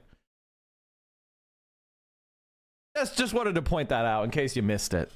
15, what the fuck? But she sent me pictures that made it so hard to say no. Then Destiny linked a picture of this girl in a bikini in the chat and said, "Girl on the left, so hard to say no. Gonna get arrested one of these MLGs, man." So in these logs, when Destiny was 23, he said that it was really hard to turn down hooking up with this 15-year-old because she looked so good in this picture of her in a bikini. He then shared this lewd image of a child with his friends and said that he's gonna get arrested someday. Well, like I said, a woman just filed a police report against Destiny, so we'll just have to wait and see if his prediction comes true. A couple years later, later in 2015, when Destiny was 26, he shared in his chat, "I would fuck the shit out of that 15-year-old. What the fuck? There's no way that chick is 15. So now we've seen 2 separate occasions where Destiny says that he's attracted to 15-year-olds. Ironically, this conversation where he's sharing a picture of a 15-year-old in a bikini with his friends is the exact same conversation where he also shared that other woman's nudes without her consent. Sharing non-consensual nudes and sharing a picture of a child in a bikini in one conversation? What a certified Destiny moment. This is what we in the business call a Diddy-stiny party. A common defense that Destiny fans will give when he says that he wants to have sex with children is that he's just joking. For example, these tweets where he says, "You were hot at 10? Any pics? Check DMs. Jesus, I've never wanted to bend someone over the hood of their little tyke so bad." I do think these tweets are jokes, very strange jokes, but I don't think that him saying he wanted to hook up with this 15-year-old was a joke. You know that classic prank where you send your friends pictures of kids in bikinis and say how hot you find them as a joke? And to help prove that this wasn't a joke, here are some clips of Destiny doubling down on his attraction to this 15-year-old in a debate with someone named Mr. Medicare. Of course, of this chat log, I was talking with a bunch of other esports guys, and we were basically talking about how crazy the fucking jailbait is in the gaming communities. It's ridiculous. I think I said something along the lines of like, there are 15-year-old chicks that are like hot as fuck that will like try to send you pictures to like fuck you at events and shit, and it's like,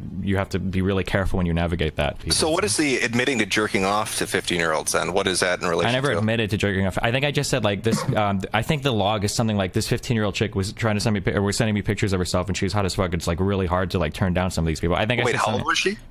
She said she was 15. So you did get pictures from a 15-year-old? Not nudes though. Sorry, I should specify. I think a couple pics of her like at the beach or some shit, but in swimwear? Yeah. So you're getting swimwear pics from 15-year-olds? Yeah, hell yeah, dude. This shit is fucking crazy. Shit is fuck. So, in these clips, he says that some 15-year-olds are hot as fuck, and he admits to sharing a picture of this 15-year-old in a bikini to his friends. So, is Destiny a pedophile? Well, he admitted that he finds some 15-year-olds hot as fuck, and he sent his friends a picture of a 15-year-old in a bikini because he found her so attractive. A lot of arguments with Destiny about pedophilia end up getting wrapped up in semantic debates about labels instead of focusing on the facts of the matter. If you call Destiny a pedo for being attracted to a 15-year-old, he'll launch into a tirade about how, pedophilia is the attraction to prepubescent children and 15-year-olds are post-pubescent. So therefore, by calling me a pedo, you have slandered me. So then you go, okay, I guess you're not a pedophile, you're an ephebophile because— No, that's not true. That's not true. Let's pause it. Let's pause it. Let's use our favorite thing called the dictionary.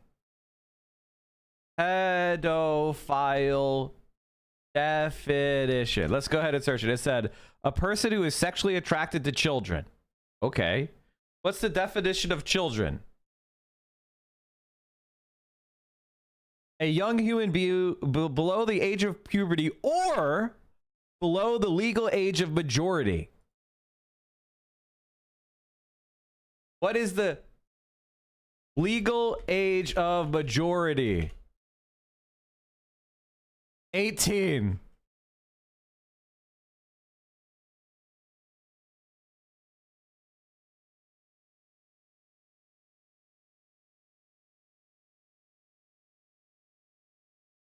The age of majority is the threshold of legal adulthood as recognized or declared in law.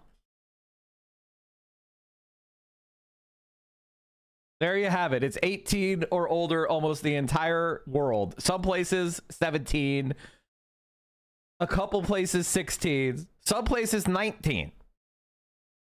But the answer is roughly 18.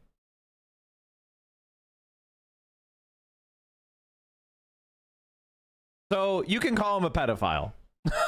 If you're sexually attracted to underage girls, you're a pedophile.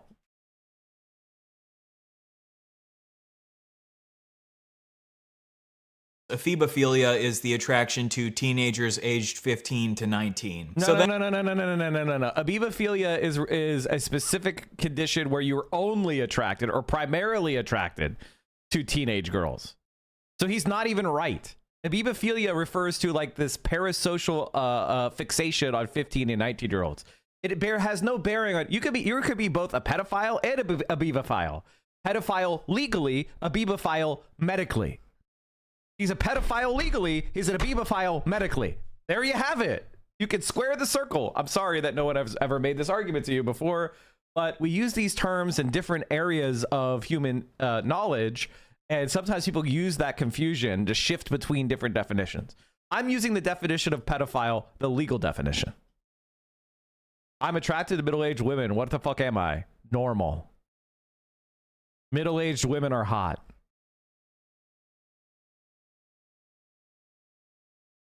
It's called being normal.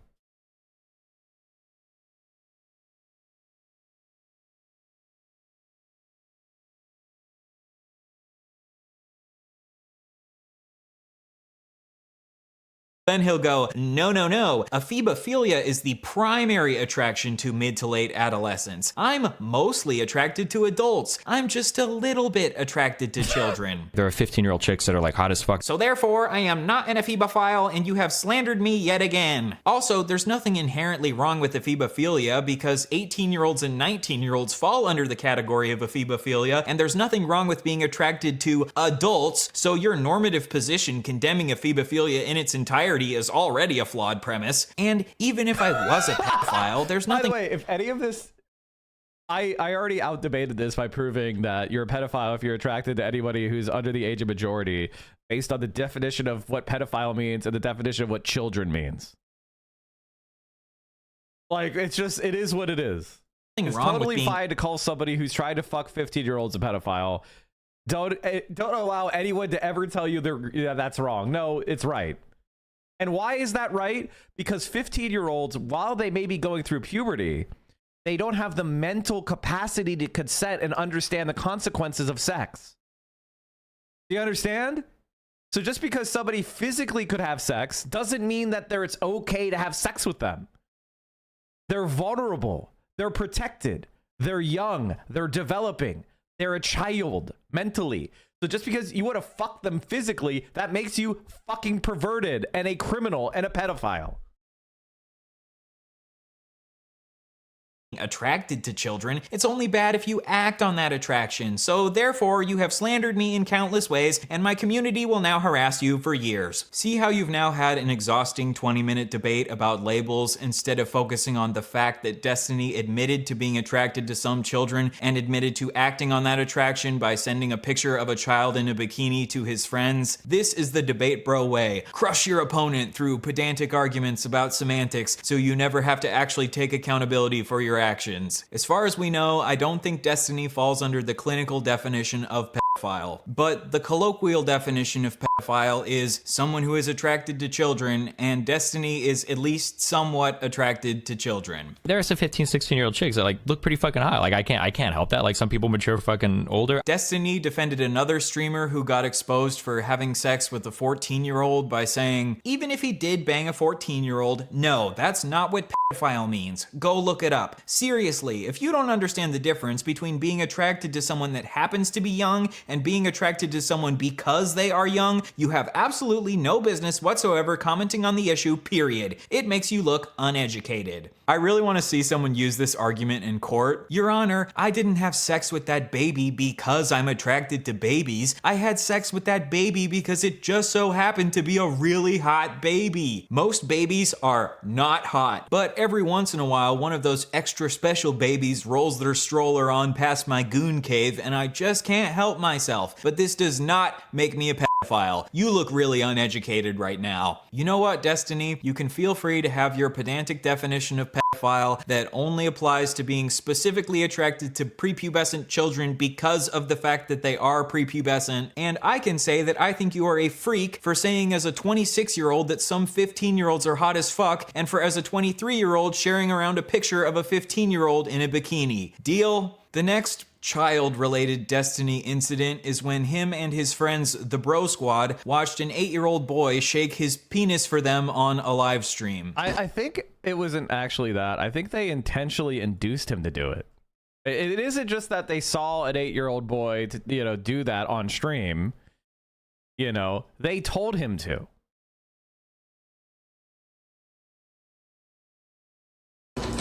I shouldn't tell this because I'm gonna get fucking arrested. Or Child Protective Services. I used to be part of this horrible thing called That's actually a really good Squad. point. We should probably report this stuff. You know, like everybody waits for somebody else to report it. But like, I think if a large number of people started contacting these investigatory units and even just providing this video as a basis, like it's better than nothing.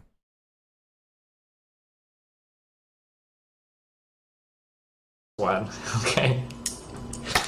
Fucking me, if you remember that fucking Cheeks bitch, and fucking a couple other people that have never been on my stream before, we're part of the Bro Squad, and what we would do is we would go around Justin TV streams, trolling the shit out of these people.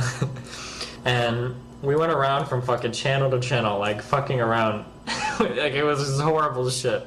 We went to this channel with this fucking like, this kid was like 8 years old, and he was fucking broing out with everybody in this chat. For whatever fucking reason, this kid decides to fucking take his pants off and fucking wiggle his 8-year-old dick on stream. I can't even believe it. Oh my fucking god. It was like, I didn't even know, like, we were on Skype, we were like, holy shit. Like, we had to do like a double take because we didn't even fucking know. I just want to say that I did debate Destiny at the beginning of my career. I had no idea about any of this stuff. I was a very casual Twitch user. And I only really watched 2 people on Twitch ever before I debated Destiny. And that was like, there was a guy, maybe I watched a couple of Hearthstone pros. I watched like maybe like Trump, the Hearthstone guy a couple times. I watched this guy named Quill18, who was a YouTuber for strategy games once in a while. And I watched like Hassan. I had absolutely no idea who these people were when I started on Twitch.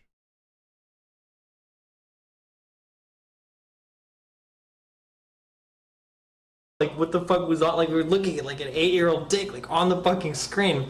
Quill18 is goated. He seems pretty nice. He seems like a nice guy. I like Quill18. He seems like a nice guy.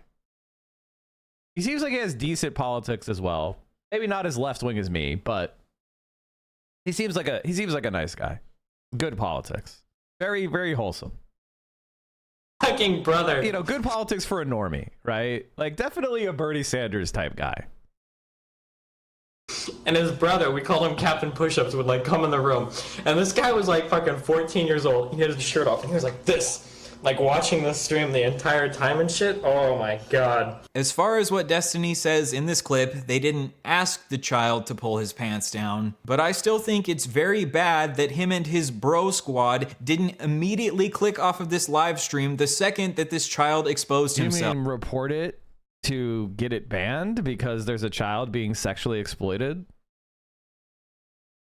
If a child exposes themselves to you, I think you have a moral responsibility to immediately click away from that shit. But I guess Destiny and his bro squad thought it was really funny to sit and laugh while staring at an 8-year-old's penis. Next, a couple years later, Destiny planned to kill a kid. Apparently, this kid was DDoSing Destiny's website. DDoSing is when you overwhelm a website with fake internet traffic, causing it to shut down. And because Destiny's website was shut down, he was no longer able to make money from it. Oh, I did troll the shit out of the DDoS kid. That's a guy, that's one of the people, like, legitimately, like, I was so, you have no, like, it's actually kind of scary, like, how close I was to getting people together to go down to his house and kill him and his family. Or it would have just been him and his father. Because I didn't know anything about it. Dude, that was some of the most fucked up shit in my entire life. I was so fucking close to doing it. But I was making so much money on Twitch, and I don't know if Nathan was involved in yet, but for whatever reason, I decided that the current life I had wasn't worth the risk of... Oh my god. Oh my god, I was so close to this fucking address. I had fucking streets mapped out and fucking you had no fucking idea. That's when I first started getting interest in like owning a weapon. I got a permit to own a gun and everything. Destiny obviously never went through with killing this kid, but the fact that he legitimately planned to kill him is unhinged. Were you really considering it? Yeah, of course. Actually, if he talked to anybody about this and took a single substantial step, that's called a conspiracy to commit murder and is... you know, a life in prison level crime. I think he's basically confessing to conspiracy to commit murder.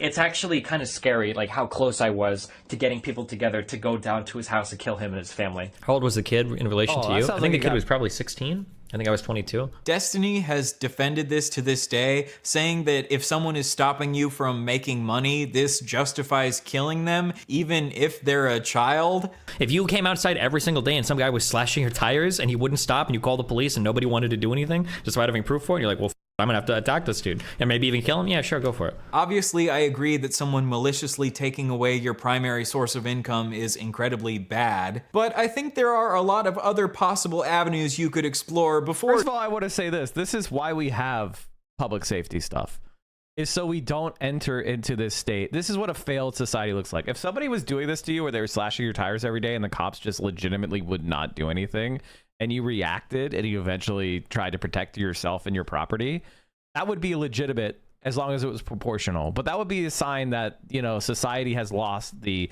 monopoly on force and it's a failing state. Like legitimately a failed state.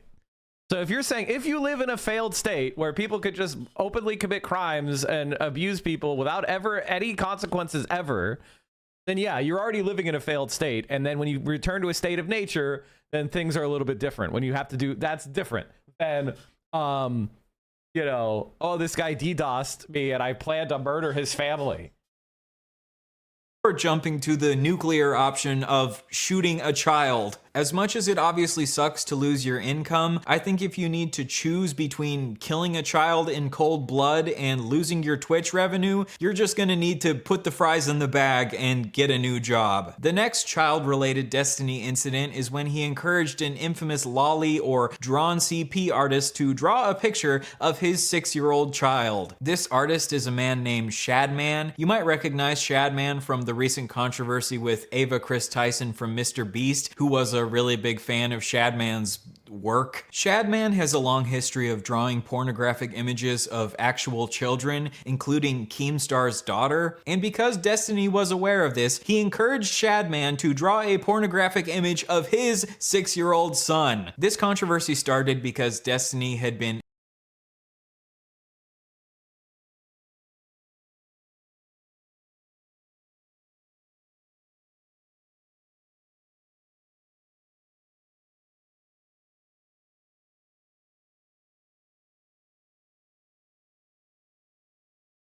insulting the YouTube animation community. In response, Shadman made this drawing of Destiny to make fun of him, so Destiny then responded to Shadman by tweeting, "Hey at Shadbase, if drawing fan art of me is a tad uncomfortable, you could try drawing my son. He's only 6, so it should be easier for you." To try to be good faith to Destiny, this tweet was obviously a joke, and he didn't actually want Shadman to draw a picture of his son. However, I still think that goading a known CP artist into drawing CP of your own son is incredibly irresponsible. Because imagine if Shadman took him up on his request and did go ahead and make the drawing in the same way he had drawn Keemstar's daughter. Then, Destiny's son would have had to deal with the fact that there would be drawn CP of him floating around the internet for the rest of his life. If there was a known child murderer and you decided to tweet at that child murderer, "Hey, how about you come murder my child, LOL?" I think we would all agree that that would be incredibly irresponsible, even if that was just a joke. In the same way, I think it's incredibly irresponsible to... Well, the other thing is, like, Destiny's kid doesn't live with him. So Destiny is goading this child porn community to target his son that he doesn't live with. You know what I mean? Like, he's not protecting that. That's even more insane. It's like Destiny pays child support, which I'm sure he's paying less than his son is entitled to, because Destiny's probably manipulated his mother into not suing him and getting the proper child support set, but which she should totally do. The idea that this is an appropriate thing to, I mean, it's just so disgusting and despicable. You're thousands of miles away from this child and you're bringing them into the threat of others.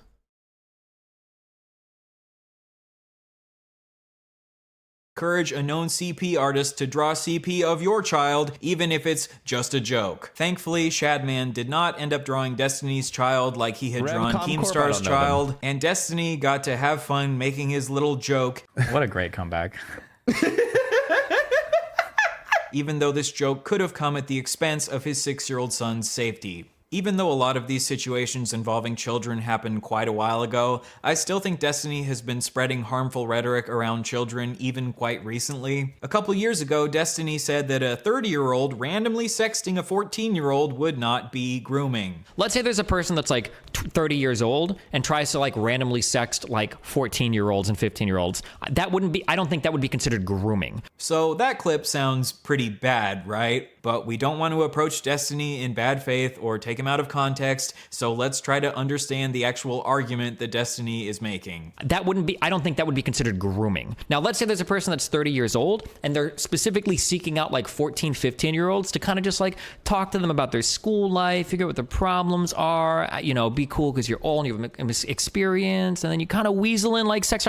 That's like grooming, right? That would be like grooming. So Destiny's argument is that a 30-year-old randomly sexting a 14-year-old isn't grooming, but if a 30-year-old tries to weasel their way into a 14-year-old's life and slowly manipulate them into sexting them, this would be grooming. But this argument goes against the definition of grooming. The definition of grooming is the action of attempting to form a relationship with a child or young person with the intention of assaulting them or inducing them to commit an illegal act. Guess what, Destiny? Nowhere in that definition does it say that grooming has to be a slow process. Grooming is just forming a relationship with a child for the purpose of sex. A lot of times grooming is a slow process because they have to slowly break down the child's boundaries in order to get them to have a sexual relationship with them, but sometimes grooming can happen very quickly. For example, in situations where the child already has some established level of trust with the person who is grooming them. In this clip, Destiny is talking about influencers who sext their underage fans and saying that these influencers sexting their fans wouldn't necessarily be grooming because grooming is a slow process. The reason that influencers are often able to groom their fans so quickly is because their fans already have an established parasocial relationship with the influencer. If a teacher wants to groom a student, this usually happens more slowly because the teacher doesn't have a pre-established relationship with the student. But because influencers already their teacher,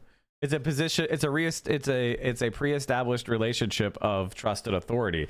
It's an abuse of power, right? That's why they have access to the children in the first place. So that's why it's such a despicable crime. But yeah, it's actually very similar in the way that a content creator can take advantage of their fans. Have a parasocial relationship with their fans, grooming can occur much more quickly. Maybe Destiny's argument is that the very first time you sext a 14-year-old, this wouldn't be grooming yet because you haven't established a relationship with them yet, but this is still a stupid argument because in this context, randomly sexting a 14-year-old for the first time would be the first step. Contact Nuke, they stole the day from Ethan? Hell yeah, brother. Hell yeah, brother. This is the real content, Nuke.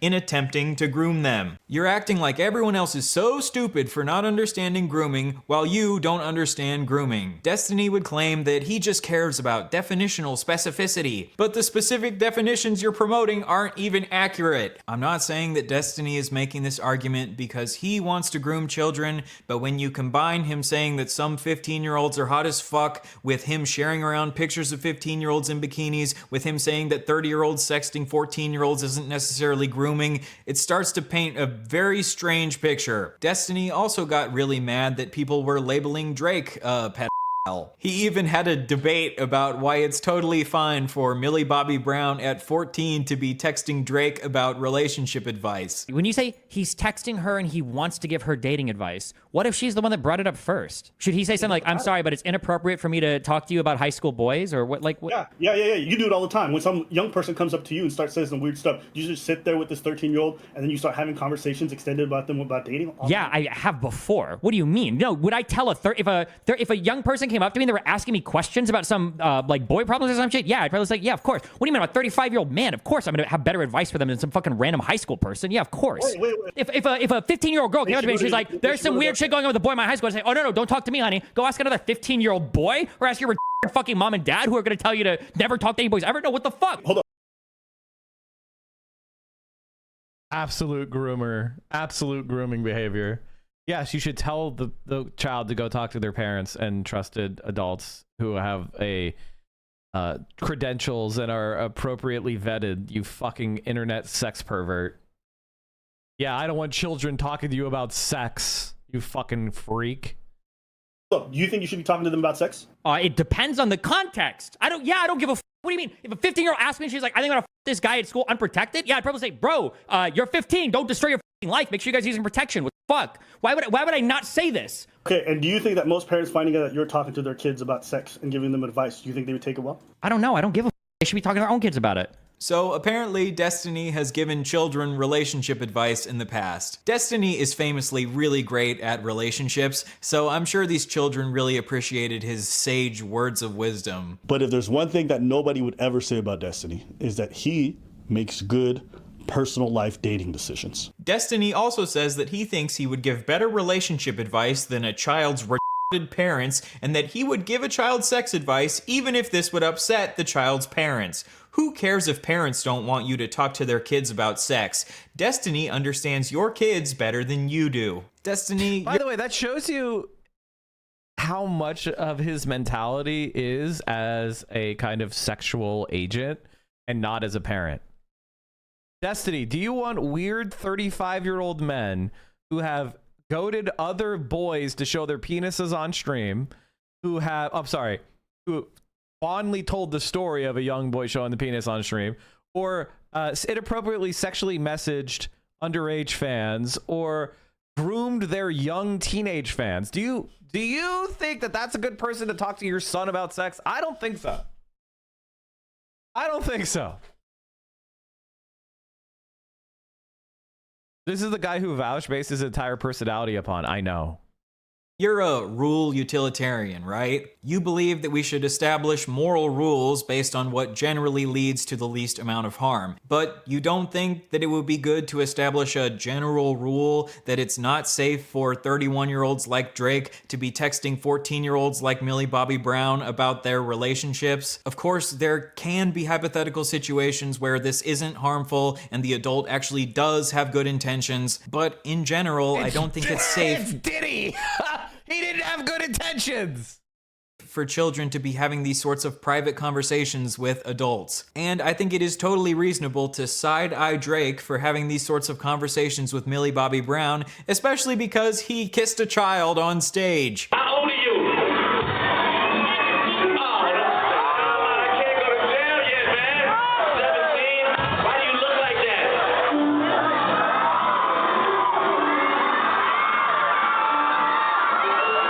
Now, is Drake a pedophile? Well, like I said, he kissed a child on stage, but Destiny would probably explain that this child was post-pubescent, not prepubescent, and kissing one child doesn't prove that he has a primary attraction to children, so therefore, we don't have enough evidence to label Drake a pedophile. Oh god, can you see how exhausting this is? Some people actually enjoy to listen to this shit day in and day out on Destiny's stream. Maybe Destiny just really wants to show Drake good faith because Drake has dropped so many bangers over the years. Or maybe he's defending Drake because he sees himself in Drake because of his own personal relationships with young people. Enter Rose is Coming, Destiny's 19-year-old e-girl Discord kitten. A couple years ago, Destiny was simultaneously married to a woman named Melina while having an affair on Melina with a white nationalist woman named Lauren Southern and sexting this 19-year-old e-girl named Rose is Coming on the side. Destiny was in an open marriage with Melina, but he still managed to have an affair with Melina because he didn't tell her about his relationship with Lauren Southern. And he also violated his wife's consent by sending her sex tapes to this 19-year-old e-girl without asking her. Nothing has happened with consent. I guess having an open relationship just wasn't enough for Destiny. Even though he was already free to sleep with other people, he still had to figure out some way to fuck over his wife. Anyway, while Destiny was sexting this 19-year-old, he asked her if she wanted to do age play, which is where you role play as being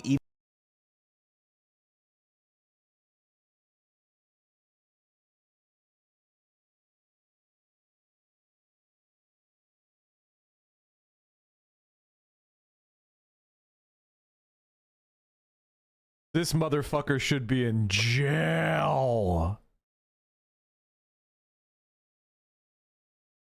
This motherfucker should be in jail. This is in 2023, by the way.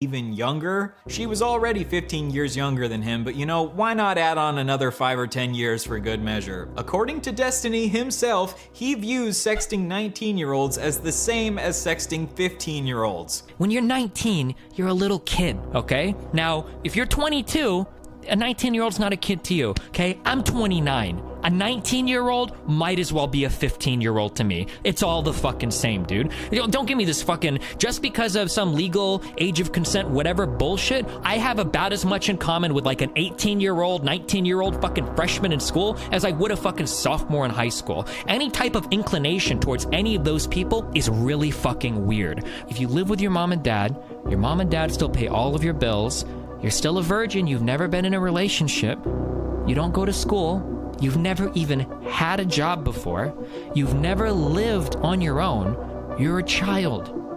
Lock him up!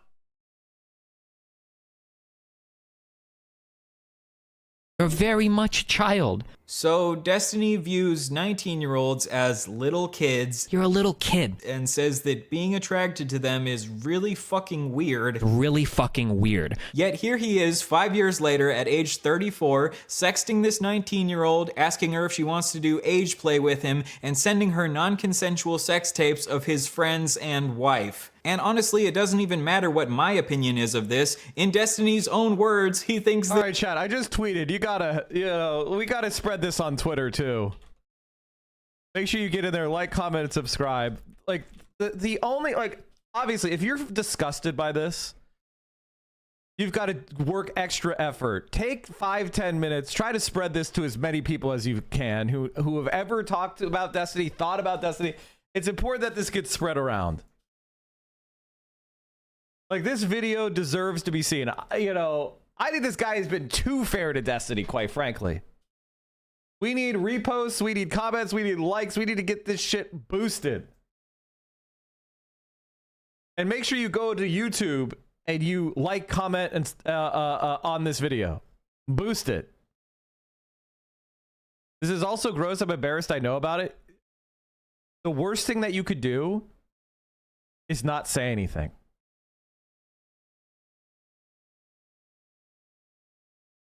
this is really fucking weird. Really fucking weird. So, is Destiny a pedophile? I don't really give a fuck what you label him. I choose to label him a freak. Only freaks engage in the type of degenerate behavior that Destiny has engaged in. I don't give a fuck about semantic debates about the technical clinical definition of pedophilia. If you send pictures of a 15-year-old in a bikini to your friends and talk about how hot they are, you are a freak. Let's finish out the video by talking about Destiny's treatment towards women in more recent years. A little while ago, Destiny admitted that he was psychologically abusive towards his ex-wife. This is probably just going to be Melina venting about her relationship with me to Bob. Listen, okay? I've said it a million times. I'm a very fucking hard person to date. I work a fuck ton, and I'm very fucking cold. I have a really hard time dealing with people when they get emotional, okay? But if Melina starts crying or we're having an argument, I'll say, like, listen, I'm gonna go play fucking Minecraft. Like, come talk to me when you're done crying, because I can't sit here and listen to you cry. I'm wasting the few fucking minutes of free time I have in the day. I'm not gonna sit here and listen to you cry doing it. Like, so anybody that survives a relationship with me for more than like 6 months, okay, props to that person, because they're going through some severe fucking. By the way, this is how Destiny justifies it. This is how Destiny justifies his behavior. This is what a narcissist does. This is actually common among sociopaths who are antisocial. Is eventually they form a kind of self-justification, which is like, you know, they'll say survival of the fittest, it's just nature, you know, it's just the way of the world, you know, if you're too weak to defend yourself, then you're prey, and we don't cry over, you know, if a deer gets eaten by a wolf, you know, that's just the way nature works. I'm the wolf of people, and you're the deer of people. And so if you're my victim, you deserve to be my victim, because that's just natural selection. That's how these fuckers think. And so my reaction to that is, he's absolutely right. That is natural selection. You know what else is natural selection? When the fucking buck stomps the wolf into the dirt, and rips its guts out with its tusks and stomps its neck to death and breaks it to defend himself and his family? Yeah, that's also part of nature. So our job is to find these predators and deal with them.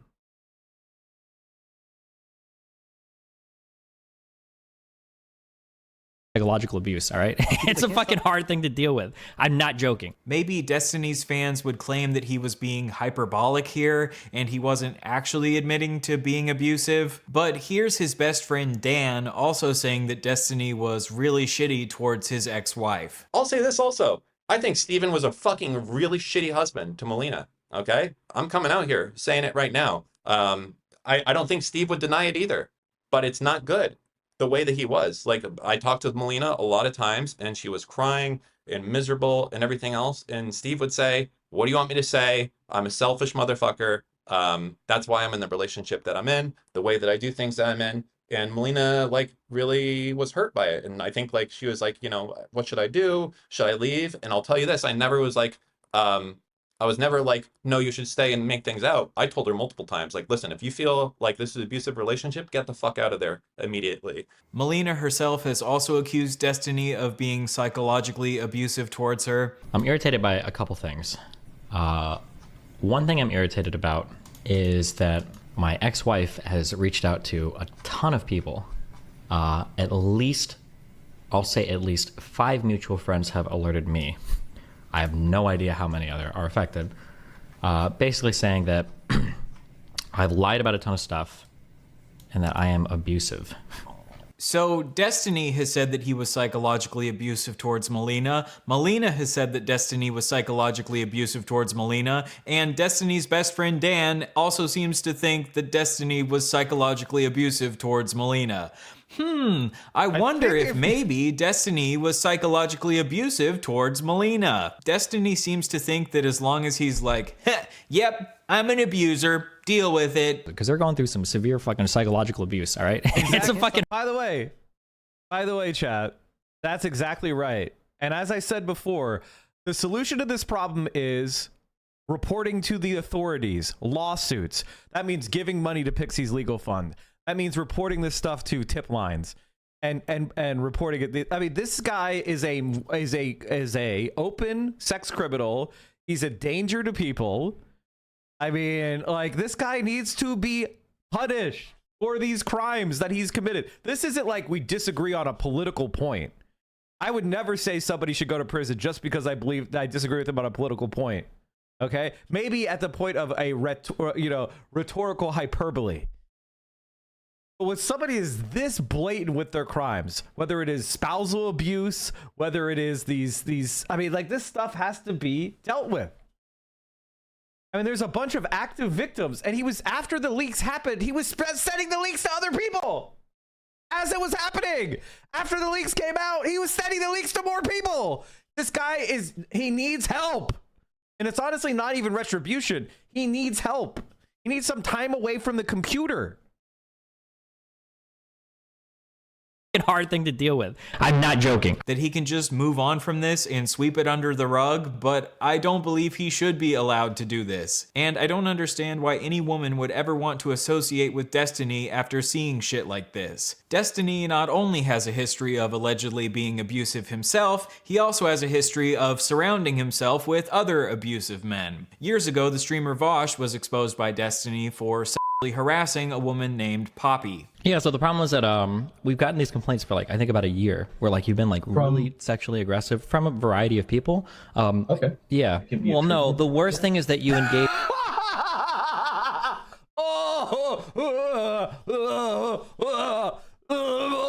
Creep overload. Oh, God. In a repeatable pattern of behavior where you try to be very sexually aggressive towards a lot of the women in chat in order to make them uncomfortable enough to send you pictures, and then if they don't, you either act very aggressive towards them, like by telling them that you can't continue conversations anymore, or you continue to sexually harass them until they either give in or block you or go crazy or whatever. It hasn't, I mean, none of this has happened. That's an extrapolation that you can make based on Poppy. But even after Destiny found out that Vosh had sexually harassed her, he still decided to be friends with him and platform him and help him start his career. And now, years later, because of Destiny's actions, all of us have had to endure learning about Vosh's horse fetish and his short stack goblin porn. If you don't know what I'm talking about, don't look into it. This is an example of the kind of structure that I'm referring to. Later on, after Destiny's relationship with Vosh.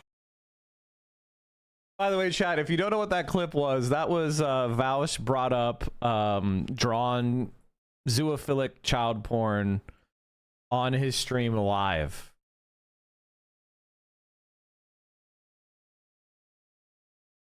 It was drawn child porn, but nonetheless, people have actually been convicted of that criminally.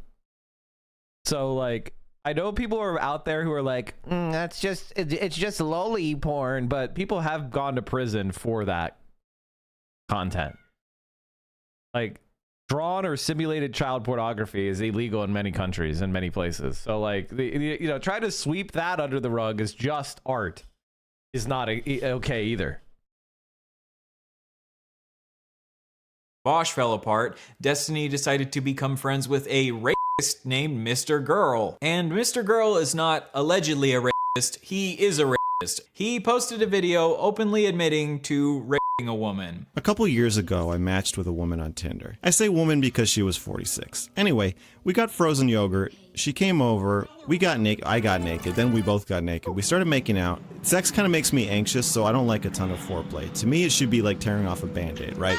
I'm trying to be patient. Finally, I get her on top of me. I put my dick in place, like right at her vagina, and I'm like, all right, let's do this.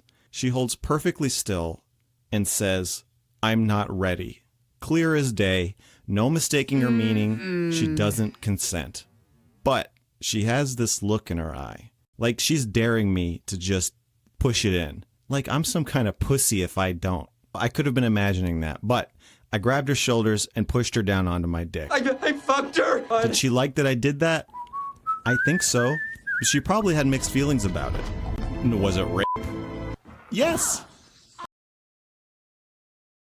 This is the...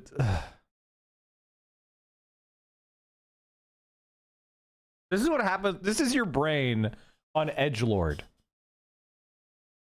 Think about this for a second. It's not only that he did this, he made a video about it and confessed it wide open. By the way, Destiny didn't care. He loved this guy at the time. He was like, yeah, this guy's cool. This guy wrote a song about being a pedophile. Destiny was like, yeah, I like this guy.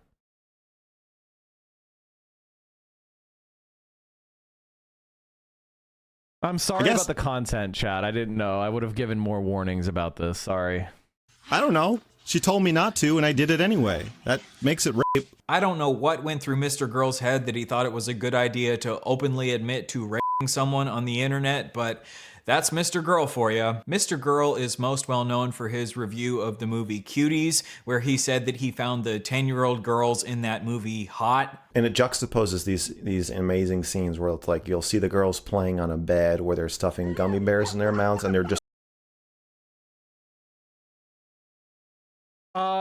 Yes, we'll be splitting the career suicide. We love Jake Chinatown, don't we, folks? Judge me by my enemies. Judge me by my enemies. Judge me by my enemies. And judge me by what happened to them. Smote.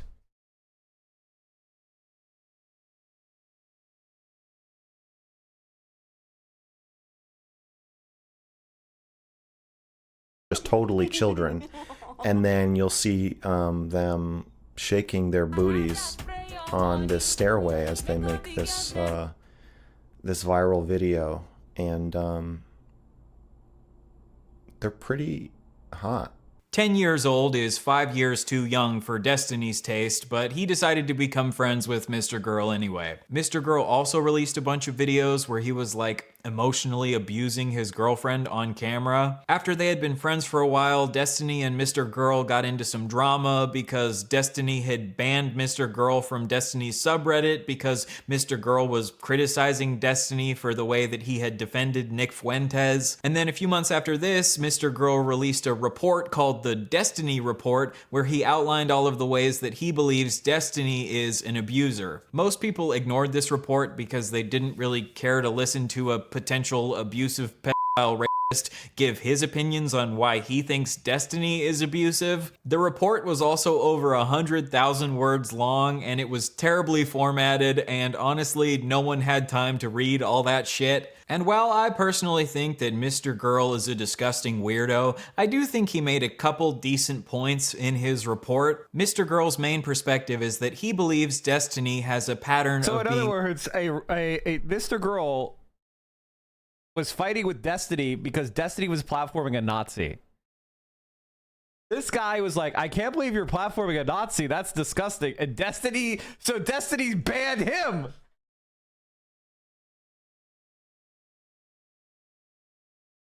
Destiny was fine with him as a pedophile rapist, but the moment he attacked Nazis, that was a bridge too far for Destiny.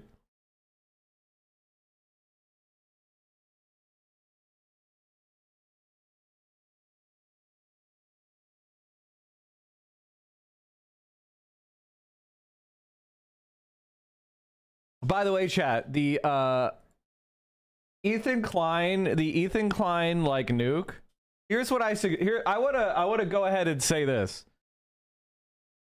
I think Ethan Klein is posting this because this Destiny nuke came out and he's trying to bury it by doing a Hassan distraction video.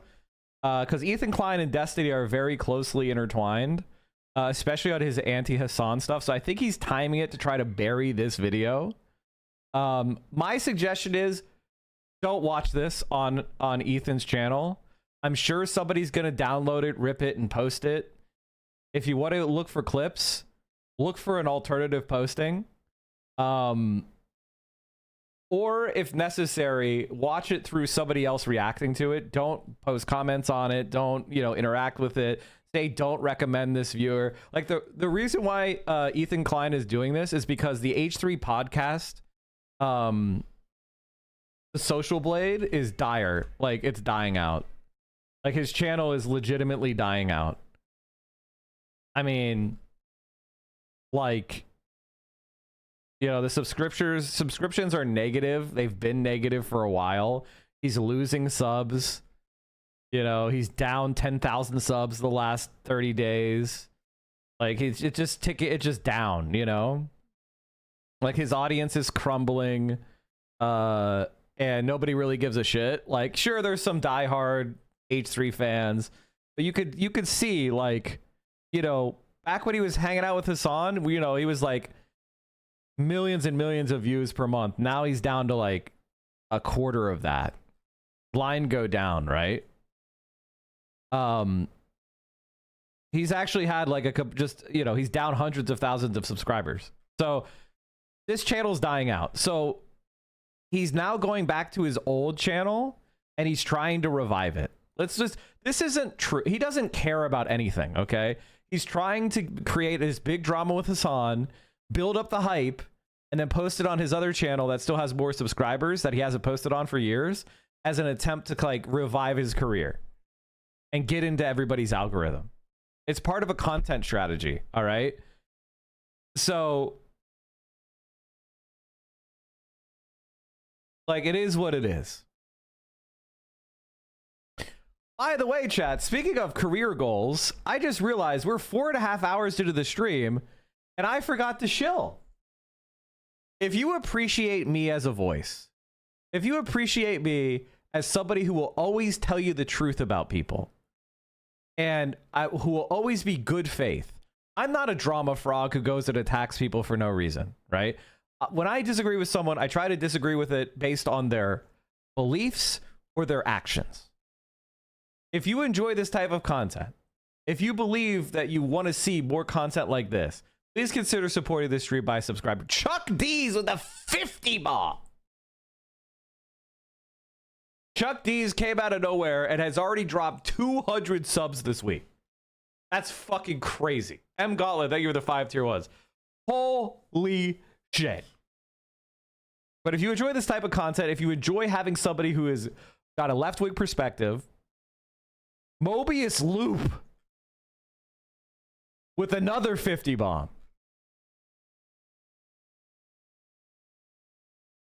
It's good to see good people rewarded, isn't it, chat? Holy shit. Thank you so much for supporting the stream. It really does mean a lot. You guys are the best. But I don't want you people to say, oh, Mike, you have Oilers. Oilers are paying for the subs. No, motherfucker. Pay for your own goddamn sub. If you got gifted a sub and you have the means and you watch this stream for hours every fucking week, subscribe. If you're an adult with a job and you're spending hours every fucking week in this stream or every month in this stream, pay for your own fucking sub. You can afford $6. That's not even a dozen eggs. Like, motherfucker, I can't even get the fuck out of here. So, if you enjoy the content, pay for your own goddamn sub.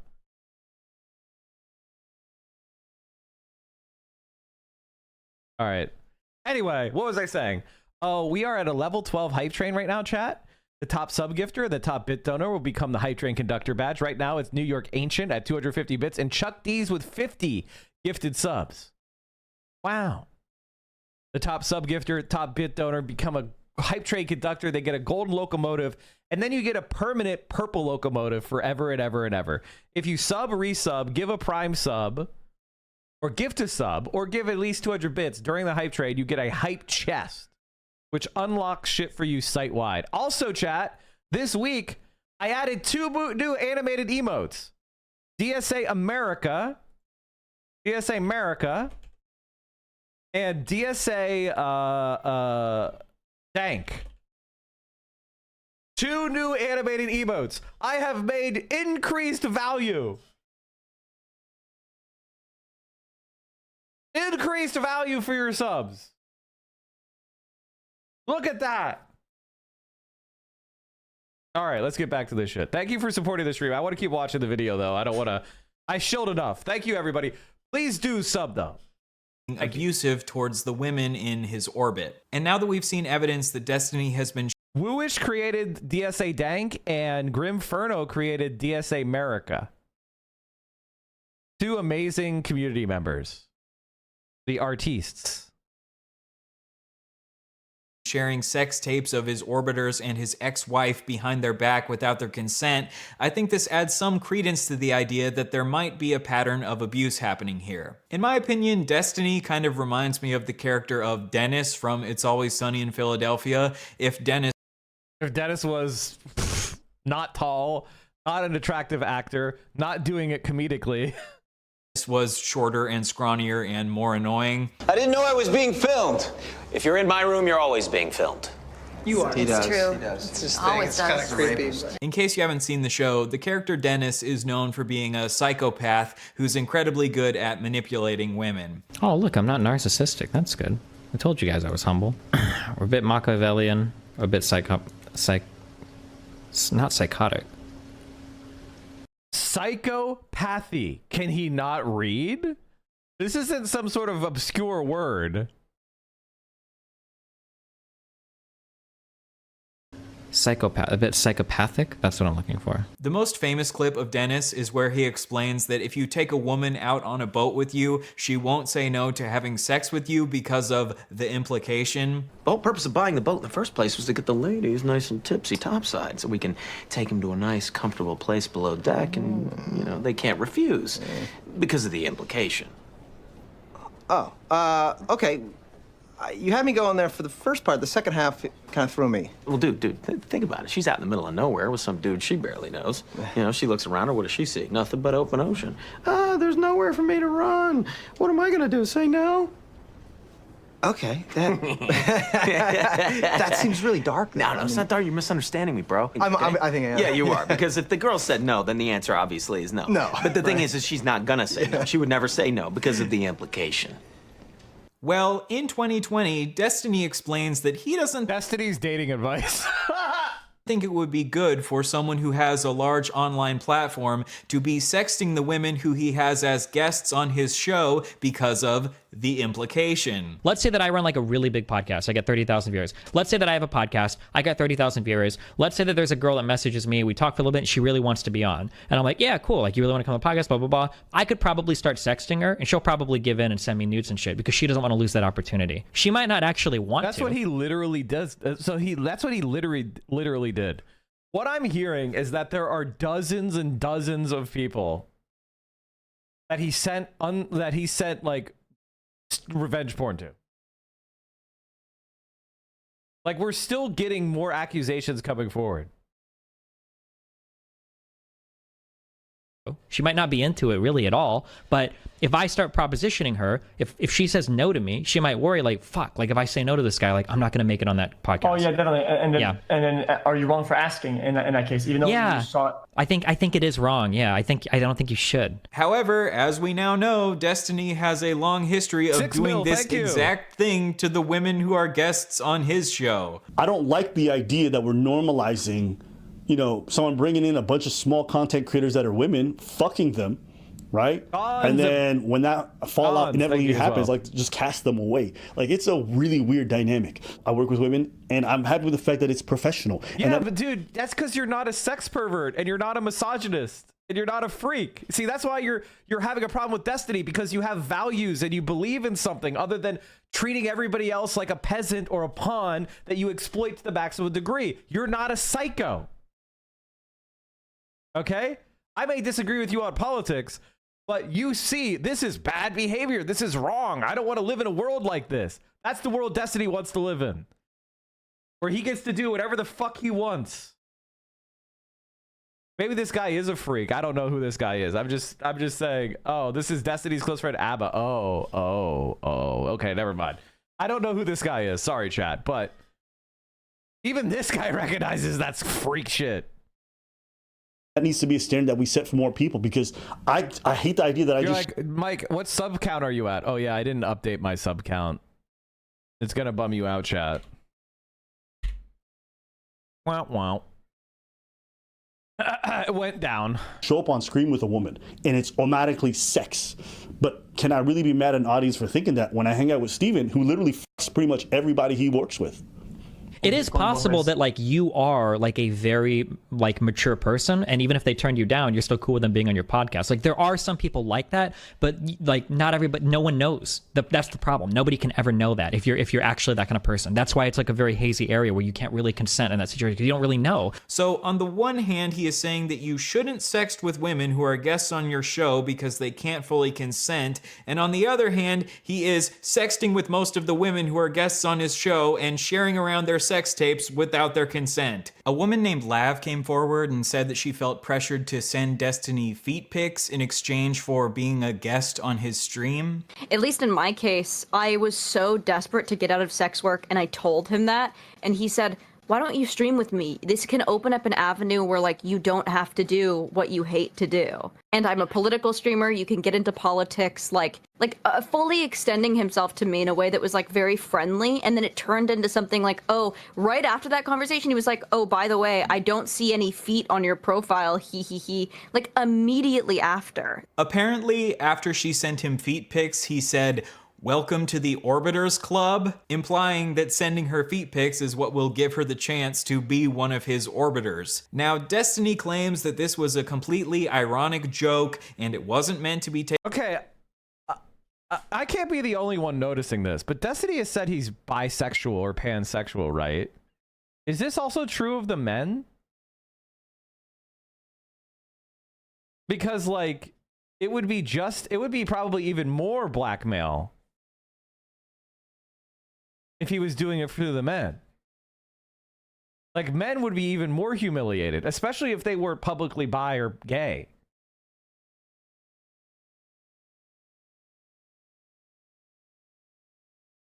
taken seriously whatsoever. But if Destiny himself has said that he shouldn't be sexting his orbiters because of the implication, and then he sexts his orbiters and then says, "Welcome to the Orbiter Club," I am struggling to see how this is a joke. And even if it was intended as a joke, like Destiny explained in this previous clip, you shouldn't be making jokes like this because the person on the receiving end might not understand that you're joking. It seems strange to me that Destiny had this incredibly nuanced view of consent a couple years ago, but then once the he answer wanted... it's because he's a psychopath.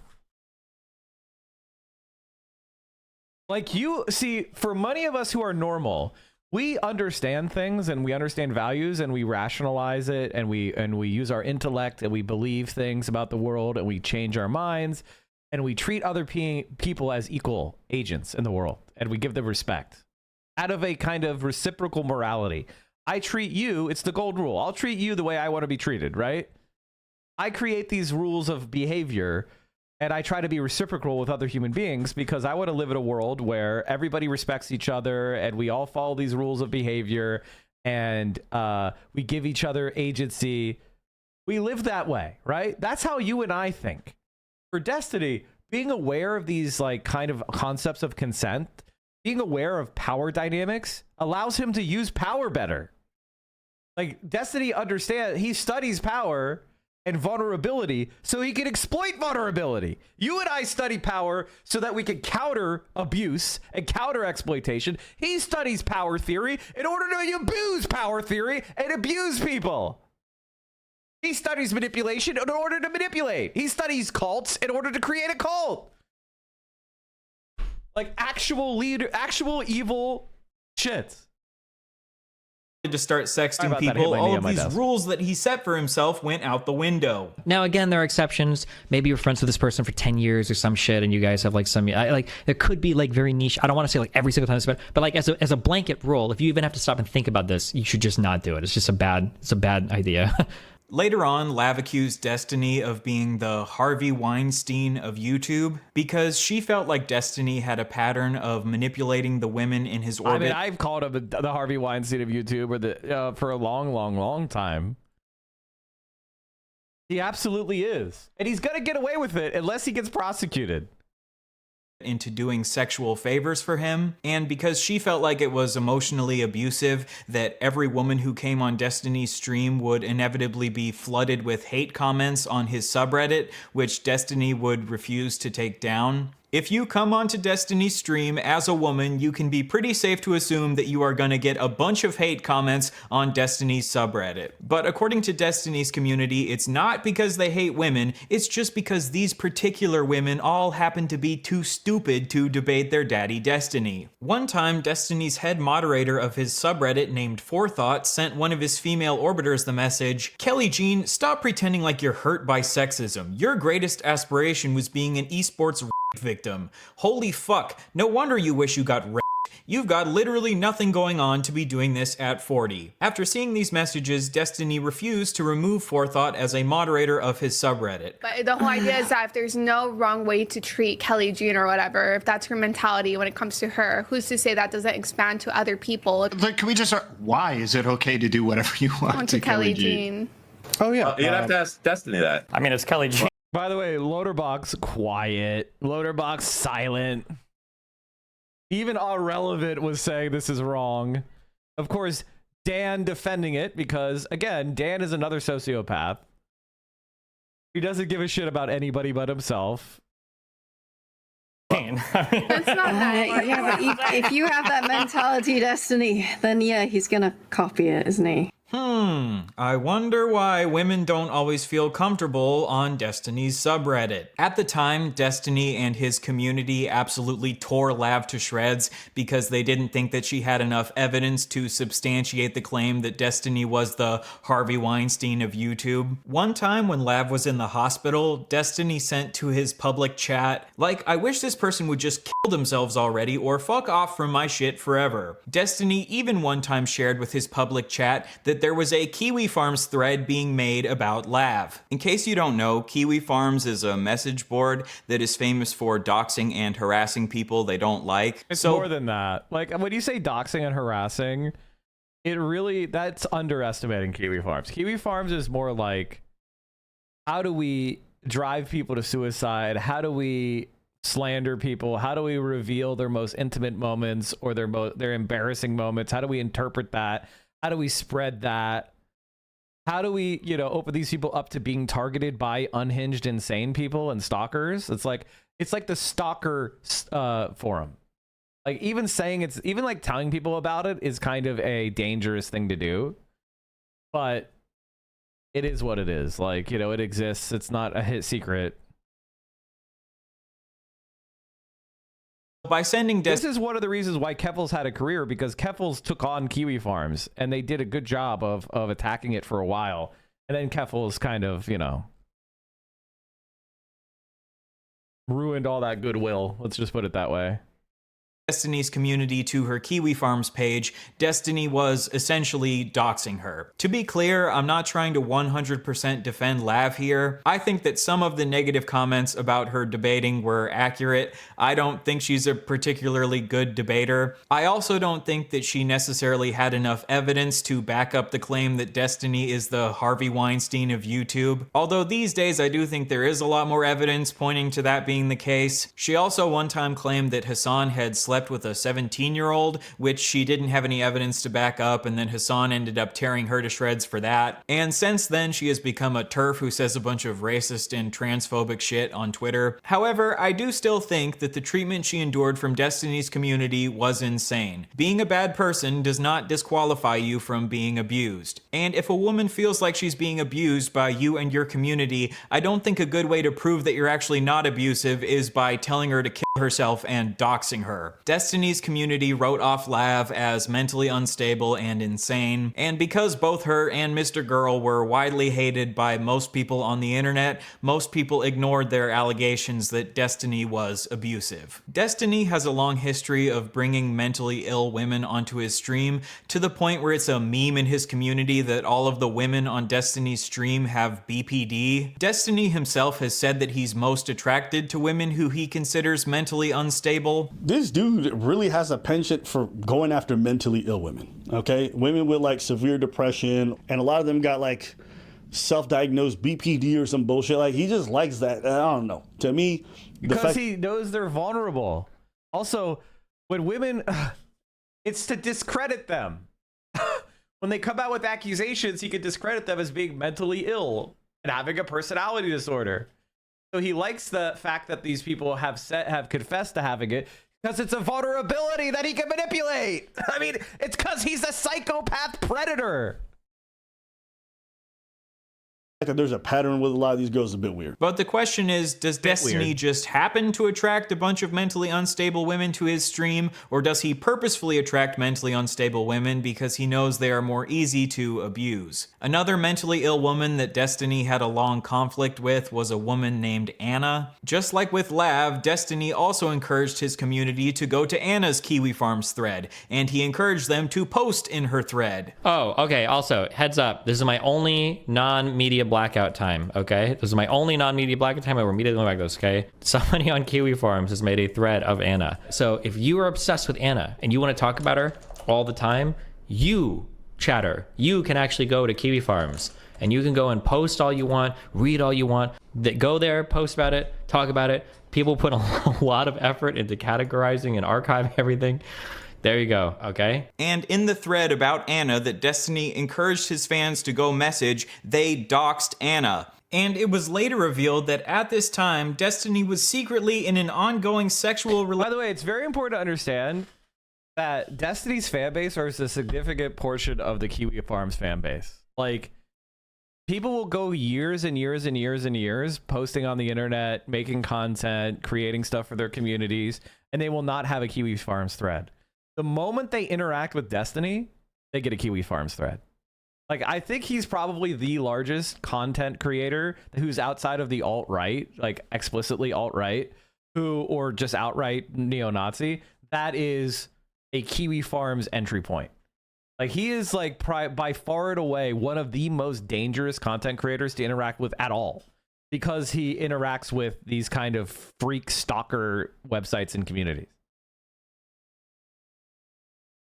And like, the entire concept of a lolcow in and of itself is a fascist online Nazi concept. Like, normal people don't think about that.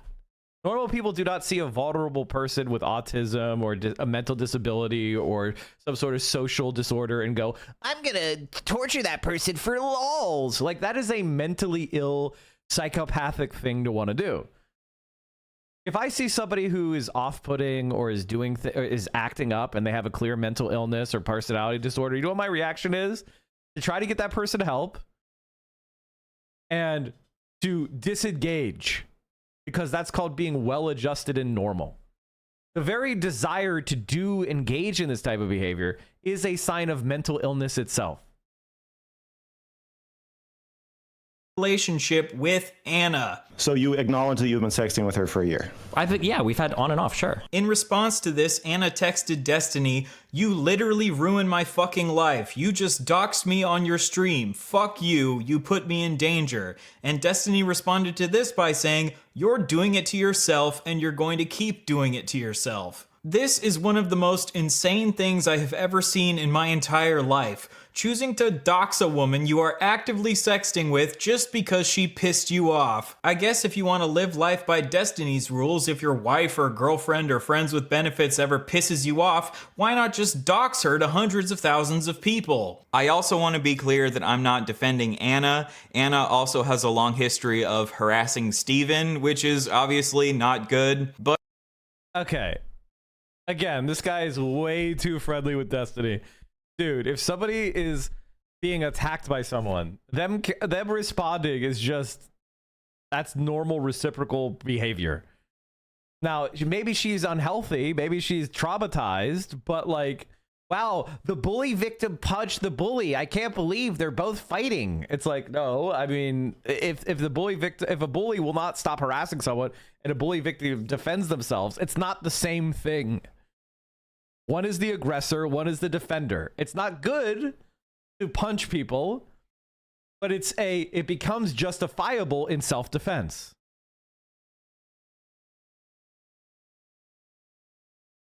Keffels gloated that she got me on the radar of the owner of Kiwi Farms and that I had to private my account. Yeah, Keffels is also just the worst. But Destiny also treated Anna like garbage. He not only doxed her, but he also threatened to leak her nudes when she threatened to leak sext messages between the two of them to prove that Destiny had been lying about her. So do you think that leaking sexting and leaking nudes is proportional, or do you think it's a proportional response in the way that you're reacting to that? I think it's about proportional, yeah. Thanks. You don't think that she has more to lose in that scenario? Like, you think that people were going... Oh, like... I mean, she could have more to lose, but I just don't see the huge difference between, like, sex and nudes. Like, you're leaking, like, personal, like, sexual shit that somebody sent you and, like, trusted you with. Like, in my opinion, this is, like, one of the biggest forms of, like, weird, like, backstabbing shit that you can do. It's, like, one of the worst things a person can do is, like, leaking, like, private sexual shit like that. I love you, Tom. So Anna had stalked and harassed Destiny, and Destiny had lied about Anna and threatened to leak her nudes and sent his fans to a website that doxed her. This is a situation where they were both clearly in the wrong, but I think this situation sent a message to Destiny's previous sexual partners that if you get onto Destiny's bad side, he will not be afraid to threaten to leak your nudes and send his fans to a website that doxes you. Looking back at Destiny's streams from over the years, I found at least 20 different women who had allegedly had some sort of sexual relationship with Destiny at some point, and I found at least 15 different previous female orbiters who now all hate Destiny's guts,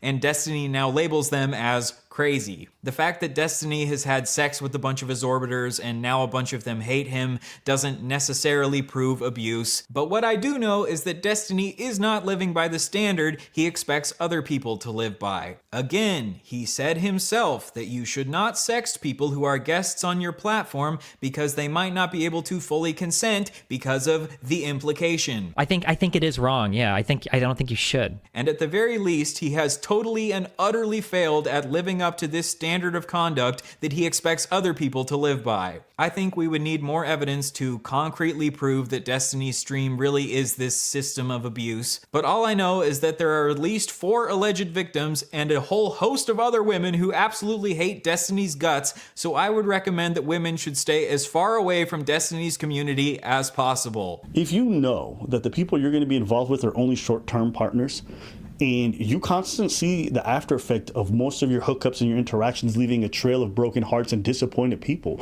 That's a moral failing. All right, let's recap all of Destiny's treatment towards women. Destiny sexually assaulted a woman. Destiny has a long history of sharing women's nudes and sex tapes without their consent. Destiny allegedly recorded a woman having sex with him without her consent. And in his messages to his Discord kitten Rose is Coming, he sent her audio recordings of men that he had slept with from Grindr and said, "I went out and sucked a guy off a few nights ago and recorded the audio. It's really scuffed in my pocket, lol. Did I ever send it to you?" If he was recording the audio from his pocket, it sure doesn't sound like that audio was recorded consensually, does it? Maybe he did ask if he could record him, but then he put the phone back in his pocket where the audio would sound terrible for some reason, but I highly, highly, highly doubt that. And if he was recording men from Grindr without their knowledge, it's also very easy to believe that he was recording Cherry without her knowledge. He has a history of calling 15-year-olds attractive and sharing pictures of them in bikinis. He has a long history of getting very mad at women when they post about their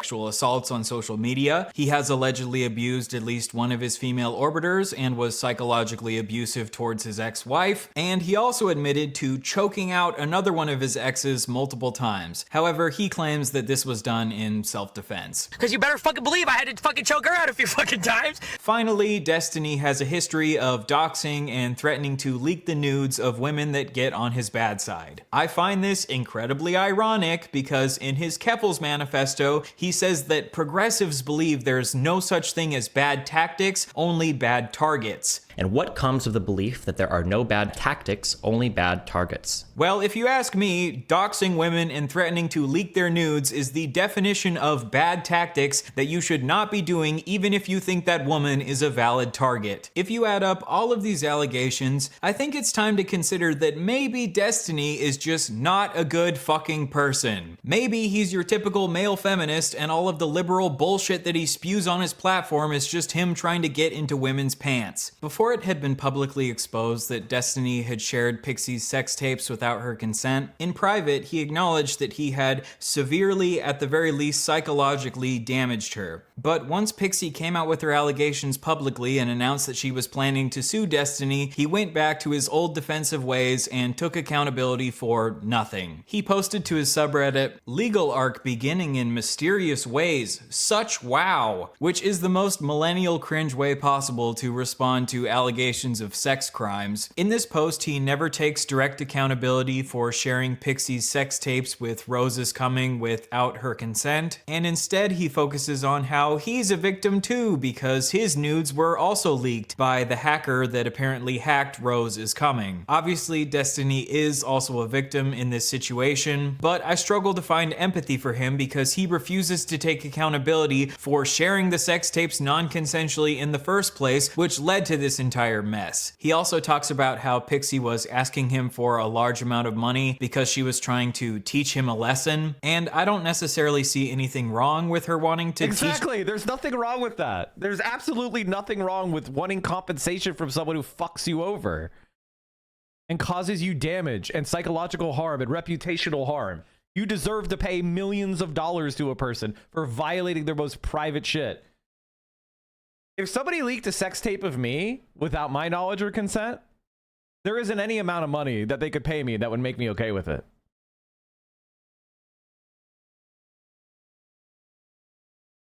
And if you're one of those people that's like, no, I would be okay with it, well, that's you. For you, you're willing to sell your, for you, selling your intimate sexual details to people for money is on the table. For me, it's not. Don't make your personal, whatever you're personally okay with doing, the rule for everyone else. Destiny a lesson, maybe he needs to be taught a lesson. Pixie made the point that unless there are some real consequences to Destiny for doing this, he'll probably just do it again in the future, which I agree with. Destiny later sent to his public chat, Pixie and the people behind her just want money. Yet this is a blatant lie because she made it abundantly clear to Steven that she would be willing to donate the money he gave her to charity. So just like usual, Destiny is attempting to smear his victim in order to silence her, even though in my opinion, opinion, Pixie has done absolutely nothing wrong. And I think this shows incredible moral character on Pixie's part that she's even willing to donate this money to charity, because I don't think she has any obligation. She shouldn't donate anything. Go spend it on a fucking, go buy yourself a condo. Go get yourself a Porsche. Go get yourself a boat and say Destiny's Child. Name you the boat Destiny's Child. I don't give a fuck. Spend that money the way you will. I mean, you know, what would I do if I got millions of dollars from Destiny? I would probably buy a bunch of, federal treasury bonds, and I'd live off the 5% interest for the rest of my life. But you do you. Obligation to do this. But even with Pixie being basically the quote-unquote perfect victim, Destiny still decides to smear her. My favorite sentence from this post is when Destiny says, "I have been trying to move on from covering drama content." Bro, you just tried to call all of us anti-Semites off of bullshit.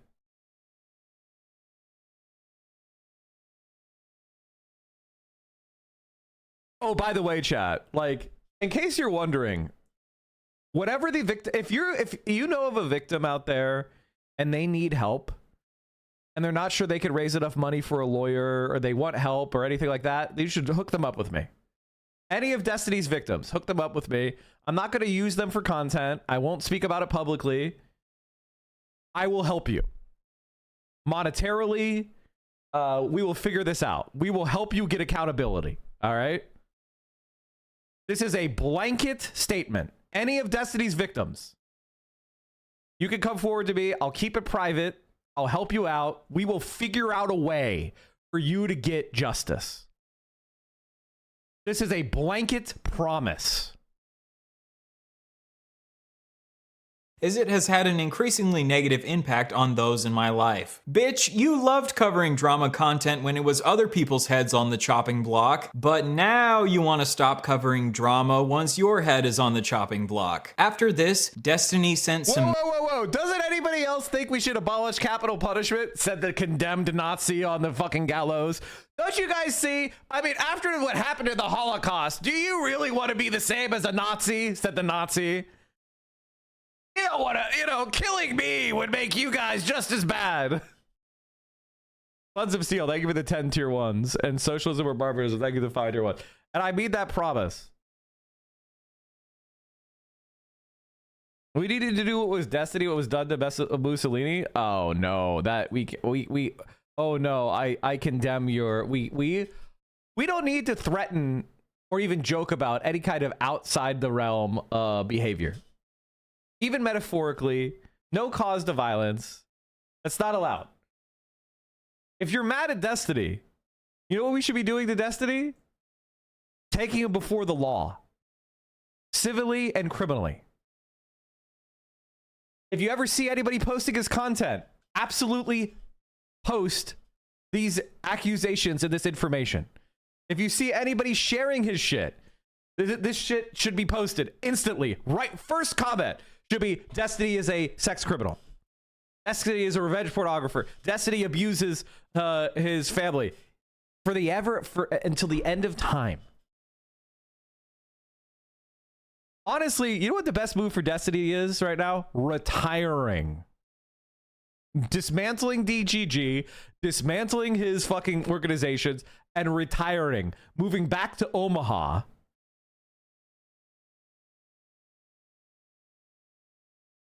And disappearing.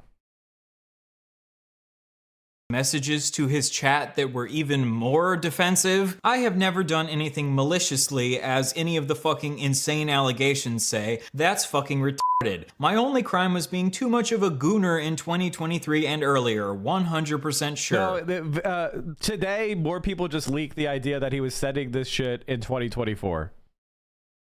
Though again, I can't say anything specifically because everyone wants to come at me in court now, I guess. When he says that he didn't do anything maliciously, I think he means that he didn't intend for Pixie's nudes to ever get leaked to the public. But I would argue that non-consensually sending her sex tapes in the first place was malicious in and of itself. And again, I think Destiny would agree with me that sharing the nudes in and of itself is malicious because he said that when Bob 7 allegedly did the same thing, this should be life-destroying. But I do believe that these are relatively life-destroying revelations. And you are not fucking stupid, Destiny. You know that if you're sending around sex tapes to random 19-year-old e-girls, eventually something is going to get leaked. You know, actually, one of the craziest parts about this whole story is the fact that Destiny trusted a 19-year-old Discord lady, okay, named Rose is Coming, with sex tapes of other people in his life.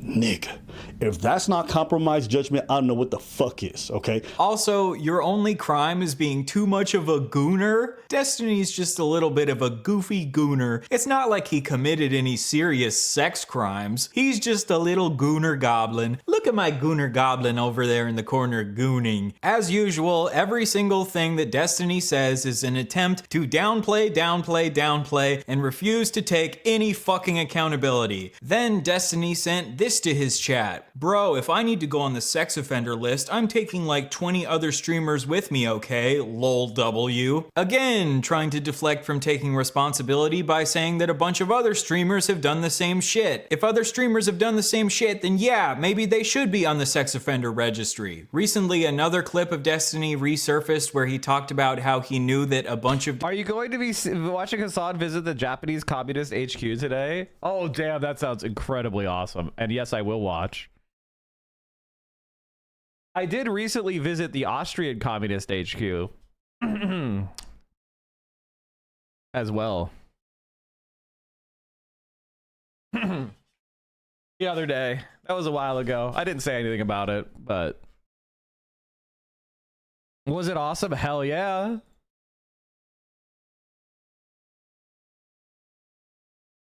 They have a huge library. It was really, honestly,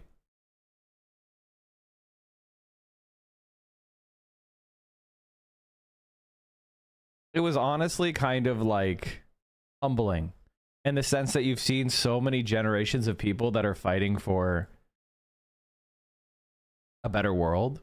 You know what I mean?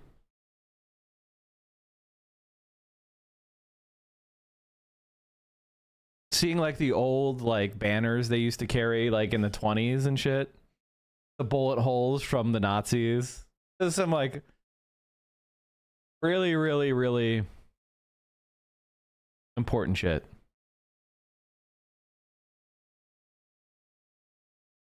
Different streamers had committed sex crimes against children, but he just didn't care to expose any of them. Like, everybody's gotten pics and more from underage chicks, depending on what you've heard in different communities. No, let me finish. In the esports community, okay, everybody has been involved in that shit, okay? And so, there have been people that have gone way farther than that. Do you know people in the esports community? I'm not, that have, yeah, but I'm not going down that road. There's tons of rumors. No, wait a minute. If you're saying you have knowledge of a crime and you're not willing to bring it forward. Well, people talk about it, but like, I don't have the means to go and acquire the evidence to like name names and name victims. Break and, like, Dorito Gate right now, Destiny. Come on. Let's hear it, dude. This is not my job.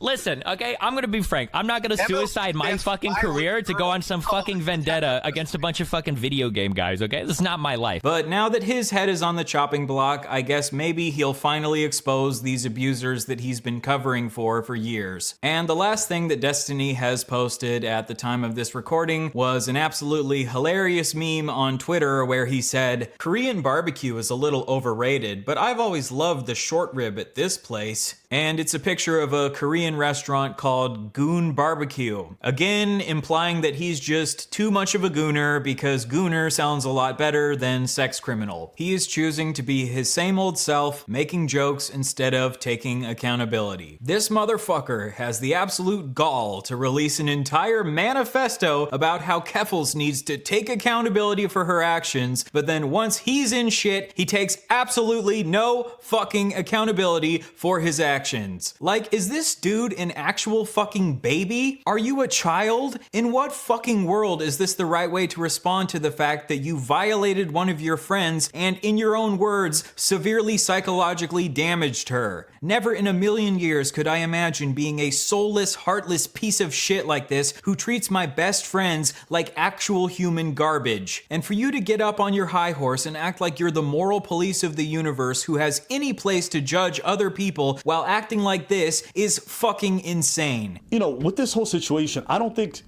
Steven shared this because he thought it was okay to share. I personally believe, this is my theory, that he shared this because he just didn't care and he didn't think that the other person would ever find out. And that to me is almost worse. Because it shows that you don't care about the people you slept with and who shared that intimate moment with you and recorded it. And it shows to me that if you are going to be able to avoid the consequences of it, you'll say and do things behind closed doors that are just unbecoming. And if I'm your friend and I see you do that to your other people that you slept with. By the way, we knew that he was like this for years. Like one of the reasons that I quote fell out with Destiny is because Destiny was saying the N-word, the full, you know, full ER N-word to people in private, and a lot of people came out and condemned it and said that's fucked up. White people should not be using the N-word, even in jokes in private. Don't do that, man. That's fucked up. And he was like, no, I get to do whatever I want in private. And then his friend let's see, he went and got it. He defended it on like a Train Red's podcast, and then he had a podcast co-host who's a black guy, Trihex, and Trihex came and said, hey, you know, you saying it's fine for people to use the N-word is really harmful. You know, Trihex is like one of the OG streamers, right? And a lot of he got a global emote, try hard. And a lot of racists on Twitch would use his emote whenever a black person was on screen as basically like a shortcut for using a racial slur, literally. So he's been really traumatized by being a black creator in this space. And he was a co-host with Destiny, and Trihex is a progressive guy, and he said that they ended up ending the podcast because Destiny wouldn't admit he was wrong, even though Trihex was like literally coming to tears. Like, this is the level of psychotic freak he is.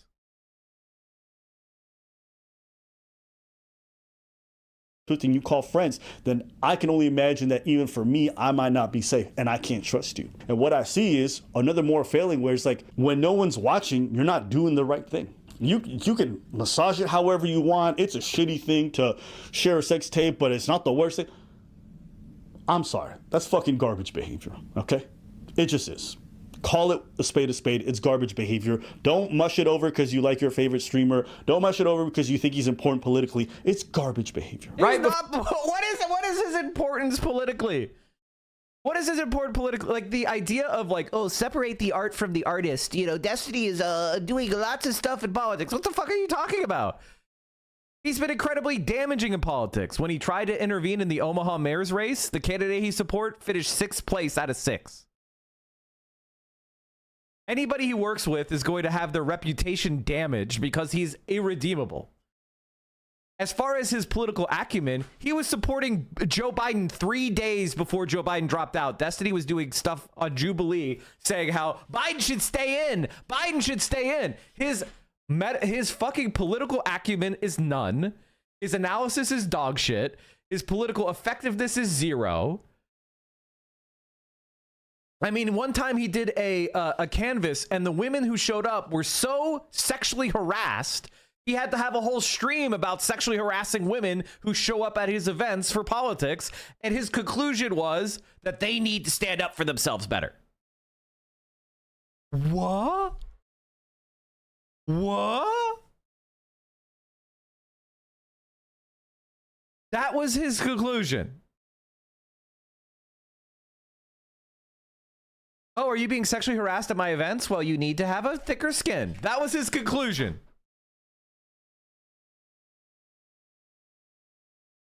Before uploading this video, another woman named Stasia just came out with allegations that Destiny shared explicit material of her without her consent, and a woman named Denims just came out with an allegation that Destiny had recorded her without her knowledge. This recording was non-sexual, but apparently it's illegal to record people without their knowledge in that state. Destiny chose to ignore Stasia's allegations for some reason, but in response to Denim's allegations, he sent messages to his public chat threatening to leak the recordings of her in an attempt to silence her, showing that he is still engaging in the exact same behavior as always. So now we have 4 different women who Destiny allegedly shared nudes of without their consent, 1 woman that Destiny sexually assaulted, 1 woman who felt pressured into sending Destiny feet pics, 1 woman who Destiny allegedly recorded sexually without her knowledge, 2 men on Grindr who Destiny allegedly recorded sexually without their knowledge, and 1 woman who was recorded non-sexually without her knowledge, for a grand total of 10 different victims that we know of so far. And this is of course not including the 15-year-old girl that Destiny shared bikini pictures of, or the 8-year-old boy whose penis Destiny stared at. When will Destiny's community, DGG, wake the fuck up and realize that Destiny is just not a good person? I know that I said that I wouldn't focus on my personal beef with Destiny in this video, but I wanted to just point out one thing. I found it really funny that in his Vosh manifesto, he cries about how people online have attacked him for identifying as non-binary in the past. Many have attacked me in the past for identifying as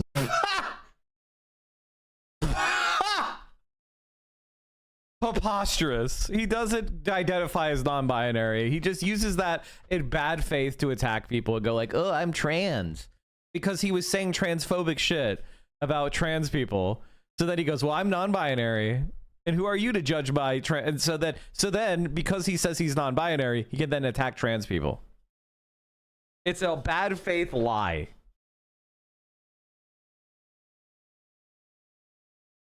non-binary. I no longer identify this way, even though I've considered different sexual or gender identities and discussed it at length at various points in my stream. Destiny and his community have been harassing me for years about identifying as non-binary. He said that he doesn't think my identity is real, and he tweeted that I'm faking being trans for clout, and I've had a bunch of his fans come and make fun of me anytime that I post about being non-binary, which made me feel like I had to go back into the closet at one point. But when people attack Destiny for being non-binary, many have attacked me in the past for identifying as a non-binary. It really hurts his feelings. This is just another example of Destiny being a hypocritical little bitch who cries when people are mean to him and then turns around and does that exact same shit to other people. If you want to be an asshole to non-binary people, be an asshole to non-binary people. But then don't be a weaselly little bitch who turns around and cries when people are an asshole to you about being non-binary. Destiny is the perfect example of rules for thee, but not for me. He says Bob 7 should have his life destroyed for sharing nudes without consent. I'm not running around screen sharing people's nudes. Then he shares nudes without consent. He criticizes Keffals for being a bully while he's the biggest fucking bully on the internet. He cries about how people on the internet have doxed him, and then he turns around and doxes a woman who he is secretly in an active sexual relationship with. He says it's not good to sext women who are on large streams. I think it is wrong. Yeah, I don't think you should. And then he turns around and sexts every single fucking woman on his large stream. He says it's super weird to sex 19-year-olds because they're basically children. You're a little kid. And then he fucking sexts a 19-year-old. He says we need to hold Keffals responsible for her actions, and then he takes absolutely no fucking responsibility for his actions. My worst crime was being too much of a gooner. If you go back and rewatch this entire video, do you agree with Destiny that his worst crime is just being too much of a gooner? Destiny, you are not too much of a gooner, you are a sex criminal. To this day, Destiny is still refusing to fully take accountability for his actions, as he has done through every single fucking step of his career. According to Destiny,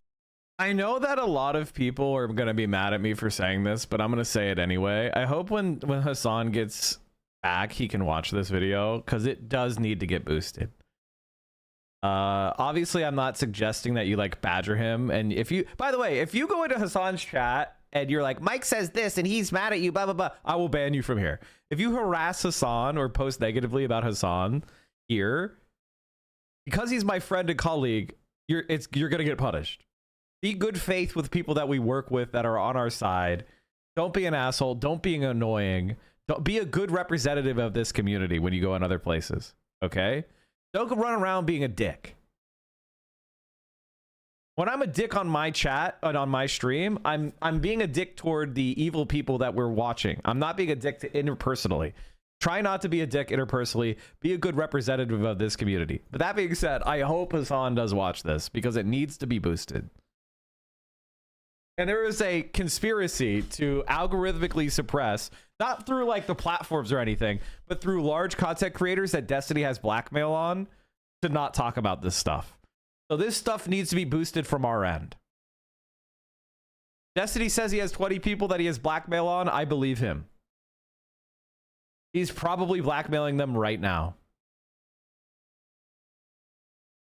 He really hates weasels. He even has a weasel emote that people spam in his chat whenever someone is trying to weasel their way out of an argument or is refusing to take accountability for their actions. Well, Destiny, I think you should get this emote tattooed on your fucking forehead. You are a weak, pathetic little weasel, and I hope that everyone has finally opened their eyes to how much of a wriggling little weasel you always have been. I hope that after this, you take a long look in the mirror and you realize that you actually have a lot more in common with Keffals than you would ever care to admit to yourself. You have both lied to and scammed your audience. You are both massive bullies. You both aren't afraid to use harmful tactics to get what you want. And most of all, you both have a pathological need to avoid ever taking accountability. So from now on, I shall be referring to you as Keffals Denis.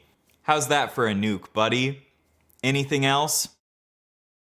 Really quick before the video ends, I've linked the fundraiser for Pixie to sue Destiny down below. If you would consider donating to that, I would appreciate it so much. If this lawsuit is successful, maybe this is finally an opportunity for Destiny to be held accountable for his actions. I've also linked accounts for Pixie, Cherry, Lav, and Melina down below and recommend you give them a follow. I think in situations like these, victims can end up being kind of just used as ammo for different people to fling shit at each other, and these victims can end up being collateral damage. So it would be super nice if you could go show them some love after all of the shit that they've had to endure from Destiny and his community. I also wanted to let you know that I got Pixie and Cherry and Lav's blessing to make this video, and I really hope that I approach things in a way that they will approve of. I know that I did some shit flinging in this video because I really don't like Destiny, but I hope that I approach things with nuance, understanding. Of course you don't. He's a fucking sex criminal freak.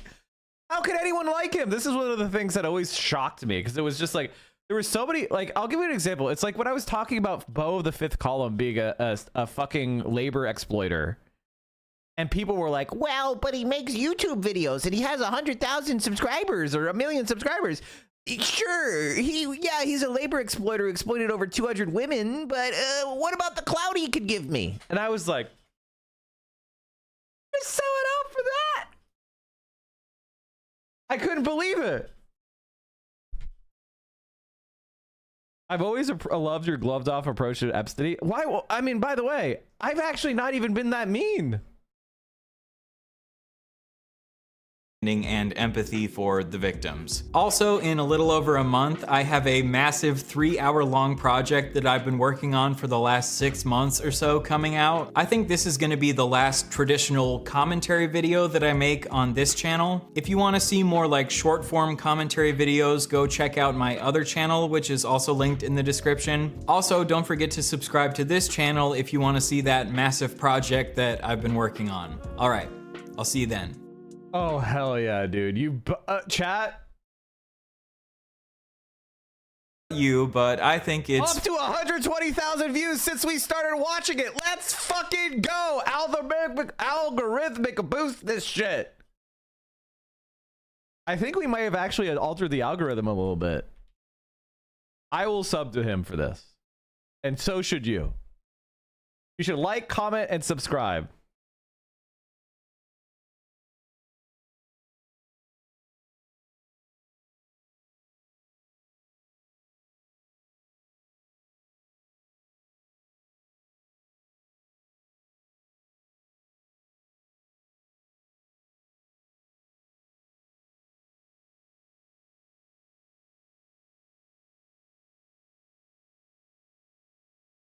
What an incredibly awesome guy.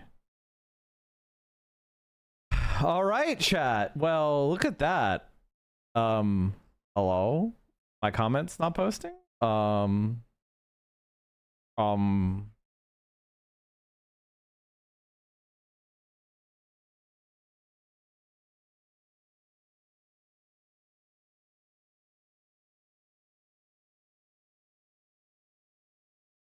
Why does Hassan have... Why is Hassan's eyebrows like a 20-year-old Korean fuckboy? What happened? What did I miss?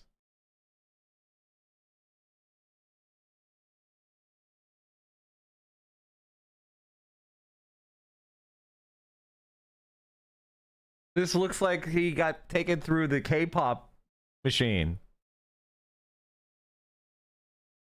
What happened? What did they do to my boy?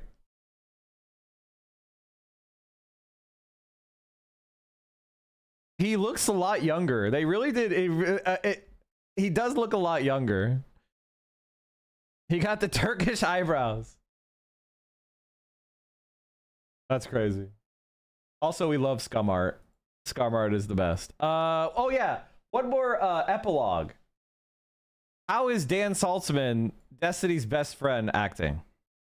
I'm relying on the fact that you know what it was? I guess I would agree. Yeah, he was full of shit with a lot of this stuff, but I'm relying on like the cat that stepped on the hot stove right now and is going to never do it again. Like he's never